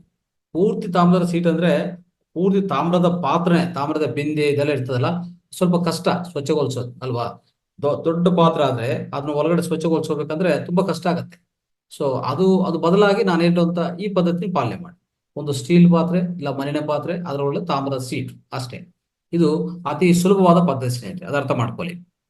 ಈ ತರ ಮಾಡ್ತಾ ಹೋಗೋಣ, ಖಂಡಿತವಾಗಿ ನಮ್ಗೆ ಆರೋಗ್ಯ ಅನ್ನೋದು ಅದ್ಭುತವಾಗಿ ಸಿಗತ್ತೆ. ಅದ್ಭುತವಾದ ಆರೋಗ್ಯವನ್ನು ನಾವು ಸಂಪಾದಿಸ್ಕೋಬಹುದು, ಅಂದ್ರೆ ಸಂಪಾದನೆ ಮಾಡ್ಬೋದು. ಅರ್ಥ ಮಾಡ್ಕೊಳ್ಳಿ. ಆಮೇಲೆ ಇನ್ನೊಂದು ಏನಂದ್ರೆ, ಈ ನೀರನ್ನು ಶಕ್ತಿಯುತ ಮಾಡ್ಕೊಳ್ಳೋದಕ್ಕೆ ನೀವು ಮಾಡ್ಕೋಬಹುದು. ಶಕ್ತಿಯುತ ಅನ್ನೋದು ಪಿರಮಿಡ್ ಇಂದ ಶಕ್ತಿಯುತ ಆಯ್ತು, ತಾಮ್ರದ ಪಾತ್ರದ ಶಕ್ತಿಯುತ ಆಗ್ತಾ ಇದೆ. ಆ ಜೊತೆಗೆ ಯಾವುದೇ ಒಂದು ನಿಮ್ಗೆ ಒಂದು ಸಂಕಲ್ಪ ಇದೆ, ಅರ್ಥ ಮಾಡ್ಕೊಳ್ಳಿ, ಸಂಕಲ್ಪ ಇದೆ, ನನಗದು ಆ ಸಂಕಲ್ಪ ನೆರವೇರಬೇಕು, ಅದು ನಾನು ಸಾಧಿಸ್ಬೇಕು ಆ ಸಂಕಲ್ಪ ಅಂದ್ರೆ, ನೀರಿಗೂ ಅದ್ಭುತವಾದ ಈ ಜ್ಞಾಪಕ ಶಕ್ತಿ ಸ್ನೇಹಿತರೆ. ಇದು ತುಂಬಾ ಜನ ಗೊತ್ತಿಲ್ಲ. ನೀರಿಗೂ ಜ್ಞಾಪಕ ಶಕ್ತಿ ಇದೆಯಾ ಅಂತಂದ್ರೆ ನಂಬಲ್ಲ. ಎಲ್ಲಿದೆ, ಅದು ಹೆಂಗೆ ಗೊತ್ತಾಗತ್ತೆ? ಇಲ್ಲ, ಅದ್ಭುತವಾದ ಶಕ್ತಿ ಇದೆ. ಯಾಕಂದ್ರೆ ನೀವು ಒಂದು ದೇವಾಲಯಕ್ಕೆ ಹೋಗ್ತೀರ ಅಂತ ಇಟ್ಕೊಳ್ಳಿ. ದೇವಾಲಯದ ಏನಾಗುತ್ತೆ, ಟೆಂಪಲ್ಗೆ ಹೋದ್ರೆ ಟೆಂಪಲ್ ಅಲ್ಲಿ ಏನ್ ಮಾಡ್ತಾರೆ, ಆ ನೀರು ಒಂದು ನಿಮ್ಗೆ ತೀರ್ಥ ತರ ಕೊಡ್ತಾರೆ. ಆ ತೀರ್ಥ ನೀರು ಏನ್ ಗೊತ್ತಾ, ಅವರು ಮಂತ್ರಗಳ ಪಠನೆ ಮಾಡಿರ್ತಾರೆ. ಆ ನೀರು ಮುಂದೆ ಇಟ್ಕೊಂಡು ಆ ಗರ್ಭಗುಡಿಯಲ್ಲಿ ದೇವ್ರ ಮುಂದೆ ಇಟ್ಬಿಡ್ತಾರೆ. ಆ ನೀರು ಮುಂದೆನೆ ಇವರು ಎಷ್ಟೋ ಮಂತ್ರಗಳು ಹೇಳ್ತಾರೆ. ಆ ಮಂತ್ರ ವೈಬ್ರೇಷನ್ಸ್ ಇದೆ ನೋಡಿ, ಪ್ರಕಂಪನಗಳು, ಅದು ಹೋಗಿ ಆ ನೀರು ಒಳಗಡೆ ಸೇರ್ಕೊಂತದೆ. ಆ ನೀರು ಆ ಎಲ್ಲಾ ವೈಬ್ರೇಷನ್ಸ್, ಎಲ್ಲಾ ಪ್ರಕಂಪನಗಳನ್ನು ಉಪಯೋಗಿಸ್ಕೊಂಡು ಅದನ್ನೆಲ್ಲ ಸಂಗ್ರಹಣ ಮಾಡಿಕೊಂಡು ಜ್ಞಾಪಕ ಶಕ್ತಿ ಅದ್ಭುತವಾಗಿದೆ ನೀರಿಗೆ, ಅರ್ಥ ಮಾಡ್ಕೊಳ್ಳಿ. ಅದಕ್ಕೆ ಆ ನೀರನ್ನು ನಾವು ತೀರ್ಥವಾಗಿ ಕೊಡ್ತಾರೆ, ಸ್ವಲ್ಪ ಸ್ವಲ್ಪ ಕೊಡ್ತಾರೆ, ಒಂಥರ ಮೆಡಿಸಿನ್ ತರ ಕೊಡ್ತಾರೆ ಅಲ್ವಾ. ತೀರ್ಥ ಒಂದು ಶಂಪು ಕೊಡಲ್ಲ ನಿಮಗೆ, ಕುಡಿ ಅಂತ ಕೊಡೋದೇ ಒಂದು ಚಮಚೆ 2 ಚಮಚೆ ಕೊಡ್ತಾರೆ ಅಷ್ಟೇ, ಯಾರು ಪೂಜಾರಿ ಅವರು. ಆದ್ರೂ ನಾವು ಅಷ್ಟು ಅದ್ಭುತ ಅಂದ್ರೆ ಒಂದು ವಿಶಿಷ್ಟವಾದ ಪವಿತ್ರವಾಗಿ ಯಾಕೆ ಕುಡಿತೀವಿ ನಾವು ಅಂದ್ರೆ ಅದರಲ್ಲಿ ಶಕ್ತಿ ಇದೆ. ಇದನ್ನ ಅರ್ಥ ಮಾಡ್ಕೋಬೇಕು ನಾವು. ಇದೆಲ್ಲ ನಮ್ಮ ಪದ್ಧತಿಗಳಿವೆಲ್ಲ, ನಮ್ಮ ಹಳೆ ಪದ್ಧತಿಗಳು, ಸಾಂಪ್ರದಾಯ ಪದ್ಧತಿಗಳು, ಆದ್ರೆ ಎಲ್ಲಾ ಸಶಾಸ್ತ್ರೀಯವಾಗಿರುವಂತ ಪದ್ಧತಿಗಳು. ನಾವು ಅನ್ಕೊಂತೀವಿ ನಾವೇನೋ ಮೂಢ ಮೂಢ ಪದ್ಧತಿಗಳಿವೆಲ್ಲ ಅಂತ. ಅಲ್ಲ, ಇದು ಆ ಮೂಢ ಪದ್ಧತಿ ಅಂತ ಇಲ್ಲೇ ಇಲ್ಲ ಯಾವುದು. ಅದನ್ನು ನಾವು ಹೇಳ್ಬೇಕಂದ್ರೆ ಟೆಕ್ನಾಲಜಿಗಿಂತ ಮೀರಿ ಹೋಗಿದ್ವಿ ನಾವು. ನಮ್ಮ ಸಂಪ್ರದಾಯ ಪದ್ಧತಿಗಳು ಹೆಂಗಿರ್ತದೆ ಗೊತ್ತಾ, ಯಾವುದಕ್ಕೂ ಒಂಥರ ಪ್ರೂಫ್ ಬೇಕು, ಇದನ್ನು ಈ ಸಂಶೋಧನೆ ಮಾಡಿ ಇದು ತೀರ್ಮಾನ ಮಾಡ್ಬೇಕಂತ ಯಾವುದಿಲ್ಲ ಸ್ನೇಹಿತರೆ. ಅದು ಅಂತ ಪದ್ಧತಿ ಯಾವ್ದು ಬೇಕಾಗಿಲ್ಲ ನಮ್ಗೆ. ಅಂತದ್ದು ಏನು ನಾವು ಅದ್ಮೇಲೆ ಆಧಾರ ಮಾಡೋದೇನು ಬೇಕಾಗಿಲ್ಲ. ಈಗಾಗಲೇ ಋಷಿ ಮುನಿಗಳು ಕೊಟ್ಟಿರುವಂತ ಎಲ್ಲ ಪದ್ಧತಿಗಳು ನಾವು ಇತ್ತೀಚಿನ ಕಾಲದಲ್ಲಿ ಇಂದಿನ ಕ್ಲಾಸಲ್ಲಿ ಎಷ್ಟೋ ಕ್ಲಾಸಲ್ಲಿ ಹೇಳ್ತಾ ಇರ್ತೀನಿ. ವಿಧ ವಿಧ ಸಾಂಪ್ರದಾಯ ಪದ್ಧತಿಗಳು ಹೇಳ್ತಾ ಬಂದಿದ್ದೀನಿ ನಾನು. ಪ್ರತಿಯೊಂದು ನೀವು ಪಾಲನೆ ಮಾಡ್ತಾ ಇದ್ರೆ ಆದ್ರೂ ನೀವು ಸಂಶೋಧನೆ ಮಾಡಿ ಮತ್ತೆ ನೀವು ಕಂಡುಹಿಡಿದು ಏನು ಬೇಕಾಗಿಲ್ಲ. ಈಗಾಗಲೇ ಋಷಿ ಮುನಿಗಳು ಆಲ್ರೆಡಿ ಕಂಡುಹಿಡಿದು ನಮ್ಗೆ ಎಲ್ಲ ಪ್ರವೇಶ ಮಾಡಿ ನಮ್ಮ ಭಾರತ ಸಂಸ್ಕೃತಿಯಲ್ಲಿ ಒಂದು ಭಾಗವಾಗಿದೆ, ನಮ್ಮ ಜೀವನದಲ್ಲೇ ಭಾಗವಾಗಿದೆ ಹೇಳ್ಬೇಕಂದ್ರೆ. ಅದಕ್ಕೋಸ್ಕರ ಈ ತೀರ್ಥ ಹೇಗೆಯೋ ಒಂದು ಪವಿತ್ರವಾದ ಒಂದು ಶಕ್ತಿಯುತವಾದ ನೀರಾಗ್ತದೋ, ನೀವು ಅದೇ ತರ ಮನೆಯಲ್ಲಿ ನಿಮ್ಗೆ ಏನೇ ಆರೋಗ್ಯ ತೊಂದರೆ ಇದೆ, ಇಲ್ಲ ನಿಮ್ಗೆ ಏನೋ ಒಂದು ಸಂಕಲ್ಪ ಇದೆ, ಒಂದು ಗ್ಲಾಸ್ ನೀರು ಕೈಗೆ ತಗೊಳ್ಳಿ. ಅಂದ್ರೆ ಒಂದು ಗ್ಲಾಸ್ ನೀರು ಕೈಯಲ್ಲಿ ಇಟ್ಕೊಂಡು ಅದ್ರ ಮುಂದೆ ಏನ್ ಮಾಡ್ಬೇಕು, ನಿಮ್ಮ ಶಕ್ತಿನ ಪ್ರಸಾರ ಮಾಡ್ಬೇಕು. ನಿಮ್ಮ ಸಂಕಲ್ಪನು ಅದ್ರ ಮುಂದೆ ಕಣ್ಣು ಮುಚ್ಕೊಂಡು ನಿಶಬ್ದವಾಗಿ ಕೂತ್ಕೊಂಡು ಒಂದು ಗ್ಲಾಸ್ ನೀರು ಕೈಯಲ್ಲಿ ಇಟ್ಕೊಂಡು ಅದನ್ನು ಶಕ್ತಿಯುತ ಮಾಡಿ. ನೀವು ಏನ್ ಹೇಳ್ಬೇಕಂತ ಅನ್ಕೊಂಡಿದ್ರೋ ನಿಧಾನವಾಗಿ ನೀವು ಅಂದ್ರೆ ಶಬ್ದ ಮಾಡ್ತಾ ಹೋಗಿ, ಈ ಶಬ್ದ ಮಾಡ್ತಾ ಧ್ವನಿಯಿಂದ ಹೇಳಿ, ಇಲ್ಲಾಂದ್ರೆ ನಿಶಬ್ದವಾಗಿ ಮನಸ್ಸಲ್ಲಿ ಹೇಳ್ಕೊಳ್ಳಿ. ಆ ಶಕ್ತಿಯನ್ನು ನೀರು ಪ್ರಸಾರ ಮಾಡಿ. ನಾನು ಇಂಥ ಸಂಕಲ್ಪ ಇಟ್ಕೊಂಡಿದ್ದೀನಿ, ಈ ಸಂಕಲ್ಪ ನೆರವೇರಬೇಕು, ಮತ್ತೆ ಈ ಶಕ್ತಿ ನಾನು ಕೊಡ್ತಾ ಇದ್ದೀನಿ, ನನಗೆ ಸಹಾಯ ಮಾಡಿ ಅಂತ ಅದನ್ನು ರಿಕ್ವೆಸ್ಟ್ ಮಾಡಿ. ಅದೇನ್ ಮಾಡುತ್ತೆ ಗೊತ್ತಾ, ನೀವೇನೋ ನಿಮ್ಮಿಂದ ಆ ಶಕ್ತಿ ನೇರವಾಗಿ ಆ ನೀರಿಗೆ ಹೋಗುತ್ತೆ. ಆ ನೀರು ಸಂಗ್ರಹಣ ಮಾಡ್ಕೊಂಡು ಏನ್ ಮಾಡತ್ತ ಗೊತ್ತಾ, ಮತ್ತೆ ಆ ನೀರು ನೀವು ಸೇವನೆ ಮಾಡಿದ್ರೆ ಆ ಶಕ್ತಿ ನಿಮ್ಗೆ ನೇರವಾಗಿ ಹೋಗುತ್ತೆ. ಇದು ಇರುವಂತದ್ದು ಸ್ನೇಹಿತರೆ. ಇಂಥ ಅದ್ಭುತವಾದ ಫಲಿತಗಳಾಗುತ್ತೆ. ಅದಕ್ಕೆ ನೀರಿಗಿರುವಂತ ಲಕ್ಷಣ ಏನಪ್ಪಾ ಅಂದ್ರೆ ಅದ್ಭುತವಾದ ಜ್ಞಾಪಕ ಶಕ್ತಿ ಇದೆ ನೀರಿಗೆ. ಶಕ್ತಿ, ಆ ಜ್ಞಾಪಕ ಶಕ್ತಿಯನ್ನು ನಾವು ಉಪಯೋಗಿಸ್ಕೋಬೇಕು. ಸೊ ಅದಕ್ಕೋಸ್ಕರನೇ ನೀರು ಅಷ್ಟು ಪವಿತ್ರವಾಗಿರುವಂಥದ್ದು. ಅದಕ್ಕೆ ಗಂಗಾಜಲ ಅಂತ ಹೇಳ್ತೀವಿ. ಗಂಗಾಜಲ ಯಾಕೆ ಪವಿತ್ರವಾಗಿರೋದು? ಗಂಗಾಜಲ ಅಂದ್ರೆ ಇತ್ತೀಚಿನ ಕಾಲದಲ್ಲಿ ಆ ಪವಿತ್ರತೆ ಹೋಗಿದೆ, ಹೊಟ್ಟೋಗಿದೆ, ಅದು ಬೇರೆ ವಿಷಯ. ಆದ್ರೆ ಯಾಕೆ ಗಂಗಾಜಲ ಅಷ್ಟು ಪವಿತ್ರವಾಗಿರೋದು ಅಂತಂದ್ರೆ, ನೋಡಿ, ಗಂಗಾಜಲ ಏನ್ ಮಾಡುತ್ತೆ, ಗಂಗಾ ನದಿಯಲ್ಲಿರುವಂತ ನೀರು ಎಷ್ಟೋ ಪರ್ವತಗಳಿಂದ ಬರ್ತದೆ ಸ್ನೇಹಿತರೆ. ಅಲ್ಲೆಲ್ಲ ವನಮೂಲಿಕೆಗಳಿರ್ತದೆ, ವನಸ್ಪತಿ ಮೂಲಿಕೆಗಳು, ಗಿಡ ಮೂಲಿಕೆಗಳೆಲ್ಲ ಇರ್ತದೆ. ಆದ್ರೆ ಅದರೆಲ್ಲದಿಂದ ಬರುವಾಗ ಆ ಗಿಡ ಮೂಲಿಕೆಗಳ ಆ ವಿಶಿಷ್ಟತೆ, ಆ ಅಂಶ ಏನಿದೆಯೋ ಈ ನೀರು ಹೊರಗಡೆ ಸೇರ್ಕೊತದೆ. ಅವಾಗ ಏನಾಗತ್ತೆ, ಈ ನೀರನ್ನು ಯಾರೇ ಬಳಸ್ಕೊಂಡಿದ್ರೆ, ಈ ಗಂಗಾಜಲ ಅಂದ್ರೆ ಮುಂದೆ ಕಾಲ, ಹಿಂದೆ ಕಾಲದಲ್ಲಿ ಹೇಳ್ತಾ ಇದ್ದೀನಿ, ಈಗ ಇತ್ತೀಚಿನ ಕಾಲದಲ್ಲಿ ಅದು ಒಟ್ಟೋಗಿದೆ. ಅದು ಆತರ ಮಾಡ್ಕೊಂಡಿದ್ದಾರೆ, ಮಾನವನು ಆತರ ಮಾಡಿದ್ದಾನೆ, ಕಲ್ಮಶ ಮಾಡಿದ್ದಾನೆ. ಆದ್ರೆ ಗಂಗಾಜಲ ಅಷ್ಟು ಪವಿತ್ರವಾಗುತ್ತೆ ಹೇಳಕ್ಕೆ ಇದು ಪ್ರಧಾನ ವಿಷಯ. ಈ ಗಿಡ ಮೂಲಿಕೆಗಳ ಅಂಶ ಏನಿದೆಯೋ ಎಲ್ಲ ನೀರು ಒಳಗಡೆ ಇರ್ತದೆ. ನಾವು ಹೋಗಿ ಆ ನೀರು ಒಳಗಡೆ ಸ್ನಾನ ಮಾಡಿದ್ರು, ಇಲ್ಲ ಆ ನೀರನ್ನು ಸೇವನೆ ಮಾಡಿದ್ರು ನಮ್ಗೆ ಅದ್ಭುತವಾದ ಆರೋಗ್ಯ ಸಿಗ್ತಾ ಇತ್ತು ಅನ್ನೋದು. ಅದಕ್ಕೆ ಗಂಗಾ ಜಲ ಅಂತ ಅಷ್ಟು ಪವಿತ್ರವಾದ ಜಲ ಅಂತ ನಾವ್ ಹೇಳ್ತಾ ಇರ್ತೀವಿ ಸ್ನೇಹಿತರೆ. ಇದನ್ನ ಅರ್ಥ ಮಾಡ್ಕೊರಿ. ಸೊ ಈ ತರ ಎಷ್ಟೋ ಇದೆ, ಹೇಳ್ತಾ ಹೋದ್ರೆ ಸೊ ವಿಧ ವಿಧ ವಿಷಯಗಳಿದೆ, ಇದರಲ್ಲಿ ಒಂದು ವಿಷಯ ಅಂತ ಹೇಳಕ್ಕಾಗಲ್ಲ ಸ್ನೇಹಿತರೆ, ಅರ್ಥ ಮಾಡ್ಕೊಳ್ಳಿ. ಸೊ ಪ್ರತಿಯೊಂದು ನಾವು ಈ ತರ ಗಮನ ಮಾಡಿಕೊಂಡು ಸೊ ನಾವು ನಮ್ಮ ಆರೋಗ್ಯವನ್ನ ಕಾಪಾಡ್ಕೊಳಕ್ಕೆ ಸೊ ಅದ್ಭುತವಾದ ಪರಿಹಾರಗಳಿದೆ. ಸೊ ಇನ್ನು ಹೆಚ್ಚಾಗಿ ಹೇಳ್ಬೇಕಂದ್ರೆ, ನೀರು ಹರಿತಾ ನೀರು ಅಂದ್ರೆ ಯಾವುದೇ ನೀರು ಹರಿತಾ ಇದ್ರೆ ಅದಕ್ಕೂ ಏನಿರುತ್ತೆ ಅದ್ರ ಒಳಗಡೆ ಅಂದ್ರೆ ಜೀವಶಕ್ತಿ ಇರುತ್ತೆ. ಯಾವುದೇ ನೀರು ನಿಂತೋಗಿದ್ರೆ ಸ್ನೇಹಿತರೆ, ನಿಂತೋಗಿರೋಂಥ ನೀರು, ಈಗ ಎಷ್ಟೋ ಕಡೆ ನಾವು ನೋಡ್ತಾ ಇರ್ತೀವಿ, ನಾವು ನೀರನ್ನು ನದಿಯಿಂದ ಬಂದಿರೋ ನೀರನ್ನು ಒಂದು ಪ್ಲಾಸ್ಟಿಕ್ ಪೈಪಲ್ಲಿ ತಗೊಂಡು ಬಂದ ನೀರನ್ನು ನಾವೇನ್ ಮಾಡ್ತೀವಿ, ನೇರವಾಗಿ ಒಂದು ಟ್ಯಾಂಕ್ ಅಲ್ಲಿ ಎಲ್ಲೋ ಒಂದ್ ಕಡೆ ಕಲಸಿ ಅದು ಸಂಗ್ರಹಣ ಮಾಡಿ ಹಾಗೆ ಇಟ್ಬಿಡ್ತೀವಿ. ಆ ನೀರು ಏನಾಗತ್ತಂದ್ರೆ, ಆ ನೀರು ಅದ್ರ ಒಳಗಡೆ ಅಂತ ಜೀವಶಕ್ತಿ ಒಟ್ಟೋಗ್ತದೆ. ಆ ಜೀವಶಕ್ತಿಯನ್ನು ಮತ್ತೆ ತಂದು ಕೊಡ್ಬೇಕಂದ್ರೆ ಈ ತಾಮ್ರದ ಪಾತ್ರ, ಪಿರಮಿಡ್ ಇಂಥದ್ದೆಲ್ಲ ನಾವು ಉಪಯೋಗಿಸ್ಕೋಬೇಕು. ಅವಾಗ ಮತ್ತೆ ಜೀವಶಕ್ತಿ ತಿರ್ಗಾ ಪುನರ್ನಿರ್ಮಾಣ ಆಗತ್ತೆ, ಪುನರ್ಯವನ ಆಗತ್ತೆ, ಆ ನೀರು ಒಳಗಡೆ ಪುನರ್ಚೇತನ್ಯ ಆಗತ್ತೆ. ಅವಾಗ ಆ ನೀರು ಮತ್ತೆ ನಮ್ಮ ಆ ದೇಹಕ್ಕೆ ಒಳ್ಳೇದು ಮಾಡತ್ತೆ ಅಂತ ನೀವು ಅರ್ಥ ಮಾಡ್ಕೊಳ್ಳಿ ಸ್ನೇಹಿತರೆ. ಸೊ ಈ ತರ ಸ್ನೇಹಿತರೆ ಅರ್ಥ ಮಾಡ್ಕೊಂತ ಹೋದ್ರೆ ಸೊ ಅದ್ಭುತವಾದ ವಿಷಯಗಳು ನಾವು ತಿಳಿಯಬಹುದು. ಈ ನೀರು ಎಷ್ಟು ಪ್ರಾಧಾನ್ಯವಾದಂದ್ರೆ, ನೀರಿಂದ ಎಲ್ಲಾ ರೋಗಗಳು ವಾಸಿ ಮಾಡಬಹುದು ಅಂತ ಅದ್ಭುತವಾದ ಶಕ್ತಿ ಇದೆ, ಅದಕ್ಕೆ ಅರ್ಥ ಮಾಡ್ಕೊಳ್ಳಿ. ಒಂದ್ಸರಿ ಏನಾಗಿದೆ, ಒಂದು ಜೈಲಲ್ಲಿ ಒಂದು ಕೈದಿ ಇದ್ದಾರೆ. ಅದು ಆ ಜೊತೆಗೆ ಒಬ್ರು ಡಾಕ್ಟರ್ ಇದ್ದಾರೆ ಅದ್ರ ಹೊರಗಡೆನೆ. ಓಕೆ, ಆ ಡಾಕ್ಟರ್ ಏನ್ ಮಾಡಿದ್ರು, ಈ ಕೈದಿ ಏನಾಗಿದೆ, ಇರೋದಿರೋದೇ ನೈಟ್ ಅಲ್ಲಿ ತುಂಬಾ ಹೊಟ್ಟೆ ನೋವು ಬಂತು, ಭಯಂಕರ ಹೊಟ್ಟೆ ನೋವು. ಈಗ ಏನ್ ಮಾಡ್ಬೇಕು, ಹೊಟ್ಟೆ ನೋವು ಬಂದಿದೆ, ಅಲ್ಲಿ ಹಾಸ್ಪಿಟಲ್ ಇಲ್ಲ, ಯಾವುದಿಲ್ಲ, ಎಲ್ಲಿ ಹೋಗಕ್ ಚಾನ್ಸ್ ಇಲ್ವಲ್ಲ. ಅವಾಗ ಮತ್ತೆ ಅವನು ಹೇಗೆ ಸರಿಪಡಿಸೋದು, ಹೇಗೆ ಕಷ್ಟ ಅಲ್ವಾ. ಅವಾಗ ಏನ್ ಮಾಡಿದ್ರೆ ಡಾಕ್ಟರ್ ಒಂದು ಒಂದು ಅಂದ್ರೆ ಅವ್ರು ಮಾಡುವಂತ ಚಿಟ್ಕೆ, ಒಂಥರ ಹೇಳ್ಬೇಕಂದ್ರೆ ಆರೋಗ್ಯ ಚಿಟ್ಕೆ ಅಂತ ಹೇಳ್ಬೋದು, ಆತರ ಮಾಡಿ ಅವನಿಗೆ ನೀರು ಕೊಡ್ತಾ ಹೋಗಿದ್ದಾನೆ. ಅಂದ್ರೆ ನೀರ್ ಏನ್ ಮಾಡಿದ್ರೆ ಇಡೀ ನೈಟು ಸ್ವಲ್ಪ ಸ್ವಲ್ಪ ಸ್ವಲ್ಪ ನೀರು ಕೊಡ್ತಾ ಹೋಗಿದ್ದಾನೆ. ಸೊ ನೀರು ಕೊಡುವಾಗ ಅದೇನಾಗತ್ತೆ, ಆ ನೀರು ಅದು ಕುಡಿತಾ ಇರುವಾಗ ಇವ್ರು ಅಷ್ಟೇ ಸ್ವಲ್ಪ ಶಕ್ತಿಯುತ ಮಾಡಿ ಕೊಡ್ತಾ ಇದ್ರು. ಅದು ಬೆಳಗ್ಗೆಲ್ಲ ಏನಾಗಿದೆ, ಅವನು ಪೂರ್ತಿ ಆ ನೋವು ಕಡಿಮೆ ಆಯ್ತು, ಅವ್ರಿಗೆ ಮತ್ತೆ ಡಾಕ್ಟರ್ ಹತ್ರ ಹೋಗ್ಬೇಕಾದಂತ ಅವಶ್ಯಕತೆ ಬಂದಿಲ್ಲ ಸ್ನೇಹಿತರೆ. ನೋಡಿ, ಇಂಥ ಅದ್ಭುತವಾದ ಕೆಲಸ ಮಾಡತ್ತೆ. ಆದ್ರೆ ಏನಿಲ್ಲ, ಅವ್ರು ಸ್ವಲ್ಪ ಶಕ್ತಿಯುತ ಮಾಡಿ ಅದನ್ನು ಅಂದ್ರೆ ಅದು ಬೇಕಾದಂತ ಶಕ್ತಿ ಕಲಿಸಿ ಆ ನೀರನ್ನು ಅವ್ನು ಕೊಡ್ತಾ ಹೋಗ್ತಾನೆ. ಸೊ ಈ ತರ ನೀರಿಂದನೂ ಇಷ್ಟು ಅದ್ಭುತವಾದ ಫಲಿತಗಳು ಸಿಗತ್ತೆ ಸ್ನೇಹಿತರೆ. ಅದಕ್ಕೆ ನಾವು ಪ್ರತಿಯೊಂದು ನೀರನ್ನು ಅಂತ ಪವಿತ್ರವಾದ ಈ ನೀರನ್ನು ನಾವು ಈ ಭೂಮಿ ಮೇಲೆ ನಾವು ಕಾಪಾಡ್ಕೋಬೇಕು. ಮತ್ತೆ ನಮ್ಮ ದೇಹದಲ್ಲಿ ಅಷ್ಟೇ ಒಳ್ಳೆ ನೀರನ್ನು ನಾವು ಸಂಗ್ರಹ ಮಾಡ್ಕೋಬೇಕು, ಒಳ್ಳೆ ನೀರನ್ನು ಸೇವನೆ ಮಾಡ್ತಾ ಇರಬೇಕು. ಅವಾಗ ನಮಗೆ ಅದ್ಭುತವಾದ ಆರೋಗ್ಯ ಸಿಗತ್ತೆ ಸ್ನೇಹಿತರೆ.